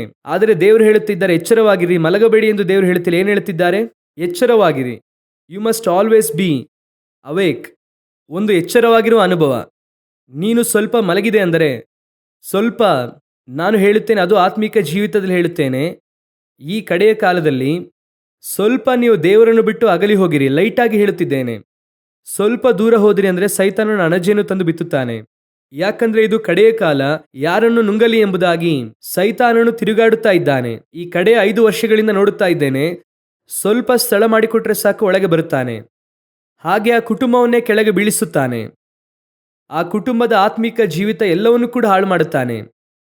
ಇದು ಬಹಳ ಮುಖ್ಯವಾದಂತಹ ಸಮಯ. ನಿಮಗೆ ಗೊತ್ತಿದೆ ಎಂದುಕೊಳ್ಳುತ್ತೇನೆ, ಒಬ್ಬ ಸೈನಿಕರು ಯುದ್ಧವು ಇಲ್ಲದೇ ಇರುವಂಥ ಕಾಲದಲ್ಲಿ ಅವರು ಬಾರ್ಡರಲ್ಲಿ ಕಾಯುತ್ತಾ ನಿಂತಿರುತ್ತಾರೆ, ಆದರೆ ಸಿನ್ಸಿಯರ್ ಆಗಿರುತ್ತಾರೆ. ಆದರೆ ಅದೇ ಸಮಯದಲ್ಲಿ ಉಗ್ರವಾದಿ ಒಳಗೆ ಬರುತ್ತಾ ಇದ್ದಾರೆ ಎನ್ನುವ ಇನ್ಫಾರ್ಮೇಶನ್ ಗೊತ್ತಾದ ಕೂಡಲೇ ಏನು ಮಾಡುತ್ತಾರೆ? ಇನ್ನೂ 2ರಷ್ಟು ಕಣ್ಣಿಗೆ ಎಳ್ಳೆಣ್ಣೆ ಬಿಟ್ಟುಕೊಂಡು ಕಾದಿರುತ್ತಾರೆ. ಸ್ವಲ್ಪ ಶಬ್ದ ಕೇಳಿದು ಗಮನಿಸುತ್ತಾರೆ. ಆ ರೀತಿಯಾದ ಸ್ಥಳದಲ್ಲೇ ನಾವಿದ್ದೇವೆ. ಇದುವರೆಗೂ ಹೇಗಿದ್ದರು ಎಂಬುದಾಗಿ ಗೊತ್ತಿಲ್ಲ, ಆದರೆ ಈಗ ನನಗೆ ಇನ್ನೂ ಸ್ವಲ್ಪ ಕಾಲವೇ ಉಂಟೆಂಬುದಾಗಿ ಅವನು ಅದನ್ನು ತಿಳಿದುಕೊಂಡು ಏನು ಮಾಡುತ್ತಾ ಇದ್ದಾನೆ? ಯಾರನ್ನು ನುಂಗಲಿ ಎಂಬುದಾಗಿ ಅವನು ತಿರುಗಾಡುತ್ತಾ ಇದ್ದಾನೆ. ನೀವು ಸ್ವಲ್ಪ ಚಾನ್ಸ್ ಕೊಟ್ಟೆ ಅಂತ ಇಟ್ಕೊಳ್ಳಿ, ಹಾಗೆ ನಿಮ್ಮನ್ನು ಕೆಳಗೆ ಬೀಳಿಸುತ್ತಾನೆ. ನಿಮ್ಮ ಆತ್ಮಿಕ ಜೀವಿತದಲ್ಲಿ ನೀವು ಎಚ್ಚರವಾಗಿರಬೇಕಾದ ಸ್ಥಳದಲ್ಲಿ ಇದ್ದೀರಾ? ಯಾಕಂದ್ರೆ ನೀವು ಕೊಡುವಂಥ ಚಿಕ್ಕ ಗ್ಯಾಪ್ ಕೂಡ ಸೈತಾನನ ಒಳಗೆ ಬರುವುದಕ್ಕೆ ಏನಾಗಿದೆ? ಅವಕಾಶವಾಗಿದೆ. ಅವನು ಕಳ್ಳ ನೋಡಿರಿ, ನಾವು ಒಳ್ಳೆಯವರನ್ನು ಆ ಬಾಗಿಲನ್ನು ಸಂಪೂರ್ಣ ತೆರೆದು ಬರಮಾಡಿಕೊಂಡ್ರೆ ಒಳಗೆ ಬರುತ್ತಾರೆ. ಕೆಲವರನ್ನು ಸರಿಯಾಗಿ ಬರಮಾಡಿಕೊಳ್ಳದಿದ್ದರೆ ಹಾಗೆ ಹಿಂತಿರುಗಿ ಹೋಗುತ್ತಾರೆ. ಬಾಗಿಲನ್ನು ತೆರೆದು ಸರಿಯಾಗಿ ಬಾ ಅಂತ ಕರೀಲಿಲ್ಲ ಅಂದ್ರೆ ಸಂಬಂಧಿಕರು ಹಾಗೆ ಬೇಸರ ಮಾಡಿಕೊಂಡು ಹಿಂತಿರುಗಿ ಹೋಗುತ್ತಾರೆ. ಹೋದ್ರೆ ಬಾ ಅಂತ ಕೂಡ ಕರೀಲಿಲ್ಲ.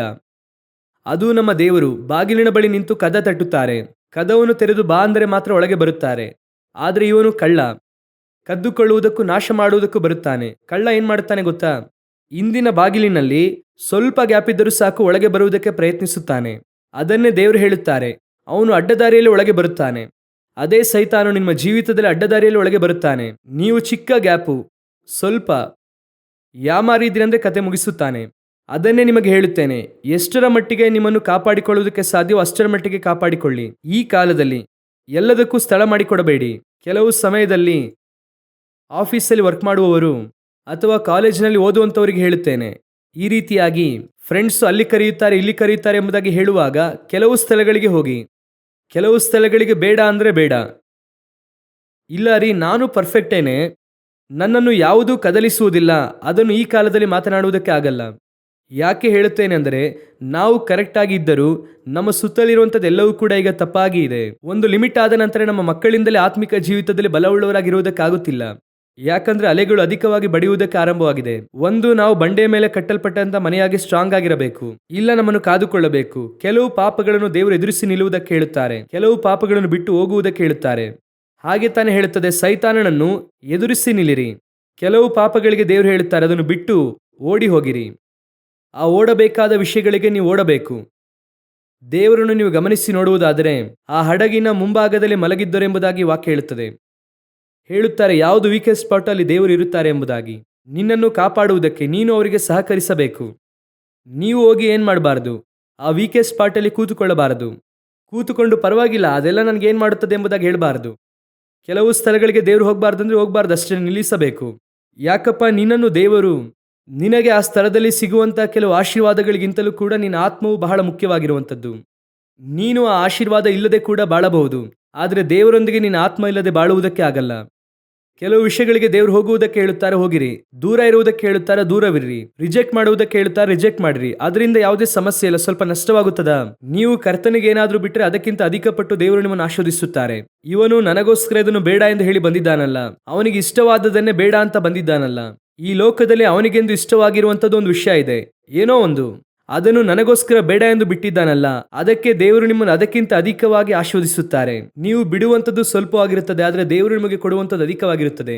ಆದರೆ ನೀವು ಇಲ್ಲ ಇಲ್ಲ ಅದೇನು ಪರವಾಗಿಲ್ಲ, ಅದೇನು ನಾನು ಮಾಡಲ್ಲ, ಆ ರೀತಿ ಇರುವುದಾದರೆ ಒಂದು ದಿನ ಬಿದ್ದು ಹೋಗುವುದಕ್ಕೆ ಕಾರಣವಾಗಿರುತ್ತದೆ. ಕರ್ತನೊಂದು ಸ್ಥಳವನ್ನು ಬಿಟ್ಟು ಹೋಗುವುದಕ್ಕೆ ಹೇಳಿದ್ರೆ ಹೋಗ್ರಿ, ಅದು ಒಳ್ಳೆಯದು. ಹಲ್ಲೆಲೂಯಾ. ನೀವು ಎದುರುಗೊಳ್ಳುವಂಥದ್ದು ಮುಖ್ಯವಲ್ಲ, ವಸ್ತ್ರವನ್ನು ಧರಿಸಿಕೊಳ್ಳುವಂಥದ್ದು ಮುಖ್ಯ. First point. ಎರಡನೆಯದಾಗಿ, ಎದುರುಗೊಳ್ಳುತ್ತೀರಾ ಆದರೆ ನಿದ್ರಾಹೀನರಾಗಿರಬಾರದು. ದೇವರು ಹೇಳುತ್ತಾರೆ, ಎಣ್ಣೆಯನ್ನು ತೆಗೆದುಕೊಂಡು ಹೋಗು, ಅದೇ ಸಮಯದಲ್ಲಿ ಎಚ್ಚರವಾಗಿರು. ಆತ್ಮದಿಂದ ತುಂಬಲ್ಪಟ್ಟು ಅಭಿಷೇಕದಿಂದ ಇರು. ಅಟ್ ದ ಸೇಮ್ ಟೈಮ್ ನಿಮ್ಮ ಆತ್ಮಿಕ ಜೀವಿತವನ್ನು ಏನ್ ಮಾಡಿ, ಕೇರ್ಫುಲ್ ಆಗಿ ಅದನ್ನು ನೋಡಿಕೊಳ್ಳಿರಿ. ಏಮಾರುದ್ರಿ ಅಂದ್ರೆ ಅಣಜೆಯನ್ನು ತಂದು ಬಿತ್ತುತ್ತಾನೆ. ಯೇಸು ಸ್ಪಷ್ಟವಾಗಿ ಹೇಳುತ್ತಾರೆ, ಬುದ್ಧಿಯುಳ್ಳವರಿಗೆ ಬುದ್ಧಿ ಇಲ್ಲದವರಿಗೆ ಇಬ್ಬರನ್ನು ಕೂಡ ನೋಡಿ ದೇವರು ಹೇಳುತ್ತಾರೆ, ಇವನು ಬುದ್ಧಿ ಇಲ್ಲದೆ ಇರುವವನು, ಇನ್ನೊಬ್ಬ ಬುದ್ಧಿ ಇರುವವನು. ಅವನು ಎದುರುಗೊಳ್ಳುವುದಕ್ಕೆ ಹೊರಟವನೇ, ಮೊದಲಿಂಗನನ್ನು ಸಂಧಿಸುವುದಕ್ಕೆ ಹೋದವನೇ. ಆದರೆ ಎಚ್ಚರವಾಗಿದ್ದು ಪ್ರಾರ್ಥಿಸಿರಿ. ಎಚ್ಚರವಾಗಿದ್ದರೆ ನಿಮ್ಮಲ್ಲಿರುವಂತಹ ಕೊರತೆಗಳು ನಿಮಗೆ ಗೊತ್ತಾಗುತ್ತದೆ. ಎಚ್ಚರವಾಗಿದ್ದರೆ ನಿಮಗೆ ವಸ್ತ್ರ ಇಲ್ಲದೆ ಇರುವುದು ನಿಮಗೆ ಗೊತ್ತಾಗುತ್ತದೆ. ಆದರೆ ಸಭೆಗೆ ತನಗೆ ವಸ್ತ್ರ ಇಲ್ಲ ಎನ್ನುವಂಥದ್ದೇ ಗೊತ್ತಿಲ್ಲ. ಎಚ್ಚರವಾಗಿದ್ದರೆ ಮೊದಲಗಿತ್ತಿ ಹೇಳುತ್ತಾಳೆ, ನಾನು ವಸ್ತ್ರ ಇಲ್ಲದವಳಾಗಿದ್ದೀನಿ.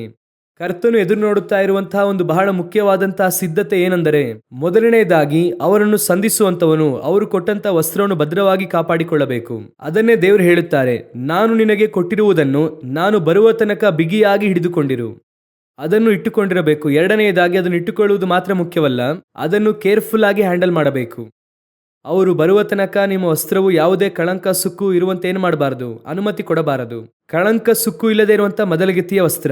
ಅವರು ಬರುವಾಗ ಅವರನ್ನು ಎದುರುಗೊಳ್ಳುವವರು ಎಚ್ಚರವುಳ್ಳವರಾಗಿ ಕಾಣಲ್ಪಡಬೇಕು. ಹಾಲೆಲೂಯಾ. ನಾವೆಲ್ಲರೂ ಕೂಡ ಪ್ರಾರ್ಥಿಸುವುದಕ್ಕಾಗಿ ಎದ್ದು ನಿಲ್ಲೋಣ. ದೇವರು ಬರುವಂತಹ ಕಾಲ ಸಮೀಪವಾಗಿದೆ. ಇನ್ನು ಸಾವಕಾಶವಿಲ್ಲ. ಇದೋ ಬಾಗಿಲಿನ ಬಳಿ ನಿಂತು ಕದವನ್ನು ತಟ್ಟುತ್ತಾ ಇರುವಂತಹ ಪ್ರಿಯನ ಶಬ್ದ. ಆ ಶಬ್ದ ಕೇಳಿಸುತ್ತಾ ಇದೆ. ನೀನು ಆ ಶಬ್ದವನ್ನು ಕೇಳಿಸಿಕೊಂಡು ಏನು ಮಾಡುತ್ತಾ ಇದ್ದೀಯ? ಅವನು ಓಡಿ ಹೋಗಿ ಬಚ್ಚಿಟ್ಟುಕೊಂಡ. ಈಕೆ ಮಲಗಿದ್ದಾಳೆ, ತೆಗೆಯಲಿಲ್ಲ. ಸಭೆ ಕದವನ್ನು ತೆಗೆಯಲಿಲ್ಲ. ಕಾರಣ ತಾನು ಬೆತ್ತಲೆಯಾಗಿದ್ದೇನೆನ್ನುವುದೇ ಅದಕ್ಕೆ ತಿಳಿದಿಲ್ಲ. ದೇವರು ನಿನ್ನನ್ನು ಅದನ್ನೇ ಕೇಳುತ್ತಿದ್ದಾರೆ. ಒಪ್ಪಿಸಿಕೊಡೋಣವಾ? ನಿಮ್ಮನ್ನೇ ನೀವು ಪರಿಶೋಧಿಸಿ ನೋಡಿರಿ. ಮದಲಿಂಗನನ್ನು ಸಂಧಿಸುವುದಕ್ಕೆ ನೀವು ಸಿದ್ಧರಾಗಿದ್ದೀರಾ? ಮದಲಿಂಗನನ್ನು ಸಂಧಿಸುವಂತಹ ಸ್ಥಳದಲ್ಲಿ ಮೊದಲು ನೀವಿದ್ದೀರಾ? ಅದೇ ಬಹಳ ಮುಖ್ಯ. ಇಲ್ಲ ಮರದ ಹಿಂದೆ ಬಚ್ಚಿಟ್ಟುಕೊಂಡಿರುವುದಾದರೆ, ಇಲ್ಲ ಕದದ ಹಿಂದೆ ಮಲಗಿದ್ದೀರಾ? ಅದನ್ನೇ ದೇವರು ಕೇಳುತ್ತಿದ್ದಾರೆ, ಒಪ್ಪಿಸಿಕೊಟ್ಟವರಾಗಿ. ಎರಡನೆಯದಾಗಿ, ಮಲಗಿದ್ದಂತಹ ಮೊದಲಗಿತ್ತಿ ಈಗ ನಿದ್ರೆ ಮಾಡುತ್ತಾ ಇದ್ದಾಳೆ. ಆರತಿ ಆರಿ ಹೋಗುತ್ತಾ ಇರುವಂಥದ್ದು ಕೂಡ ಆಕೆಗೆ ಗೊತ್ತಾಗುತ್ತಿಲ್ಲ. ಕಡೆಯದಾಗಿ ಅಣಜಿಯು ಬಿತ್ತಲ್ಪಟ್ಟಿತು. ನಾವು ಪ್ರಾರ್ಥಿಸೋಣ. ಇನ್ನು ಮುಂದೆ ನಾವು ಎಚ್ಚರವಾಗಿರೋಣ. ನಮ್ಮ ಆತ್ಮೀಕ ಜೀವಿತವು ಎಚ್ಚರವಾಗಿರಬೇಕು. ಇನ್ನು ಸ್ವಲ್ಪ ಕಾಲವೇ. ಕದವನ್ನು ತೆರೆಯುವಂಥ ಗುಂಪಿನಲ್ಲಿ ನೀವು ನಾನು ಕಾಣಲ್ಪಡಬೇಕು. ಸರ್ವಶಕ್ತನಾದಂತಹ ನಮ್ಮ ತಂದೆಯೇ, ಈ ಸುಂದರವಾದಂತಹ ಸಮಯಕ್ಕಾಗಿ ಸ್ತೋತ್ರ. ನಿಮ್ಮ ಸಮ್ಮುಖದಲ್ಲಿ ಕೂಡಿ ಬಂದು ನಿಮ್ಮನ್ನು ಆರಾಧಿಸುವುದಕ್ಕೆ ಕೃಪೆ ನೀಡಿದ್ದಕ್ಕಾಗಿ ಸ್ತೋತ್ರ. ಈಗಲೂ ದೇವರೇ, ನಿಮ್ಮ ವಾಕ್ಯವು ನಮ್ಮಲ್ಲಿ ಕ್ರಿಯೆ ಮಾಡಲಿ. ನೀವು ಬರುವಾಗ ನಿಮ್ಮನ್ನು ಸಂಧಿಸುವಂಥ ಗುಂಪಿನಲ್ಲಿ ಕಾಣಲ್ಪಡಲು ಕೃಪೆ ನೀಡಿರಿ. ಮಹಿಮೆಯುಳ್ಳ ಕರದ ಕೆಳಗೆ ತಗ್ಗಿಸಿಕೊಳ್ಳುತ್ತೇವೆ. ನಮ್ಮ ದೇವರಾದ ಯೇಸು ಕ್ರಿಸ್ತನ ನಾಮದಲ್ಲಿ ಒಪ್ಪಿಸಿಕೊಟ್ಟು ಪ್ರಾರ್ಥಿಸುತ್ತೇವೆ, ಜೀವವುಳ್ಳ ಒಳ್ಳೆಯ ತಂದೆಯೇ. ಆಮೇನ್. ಆಮೇನ್. ಆಮೇನ್.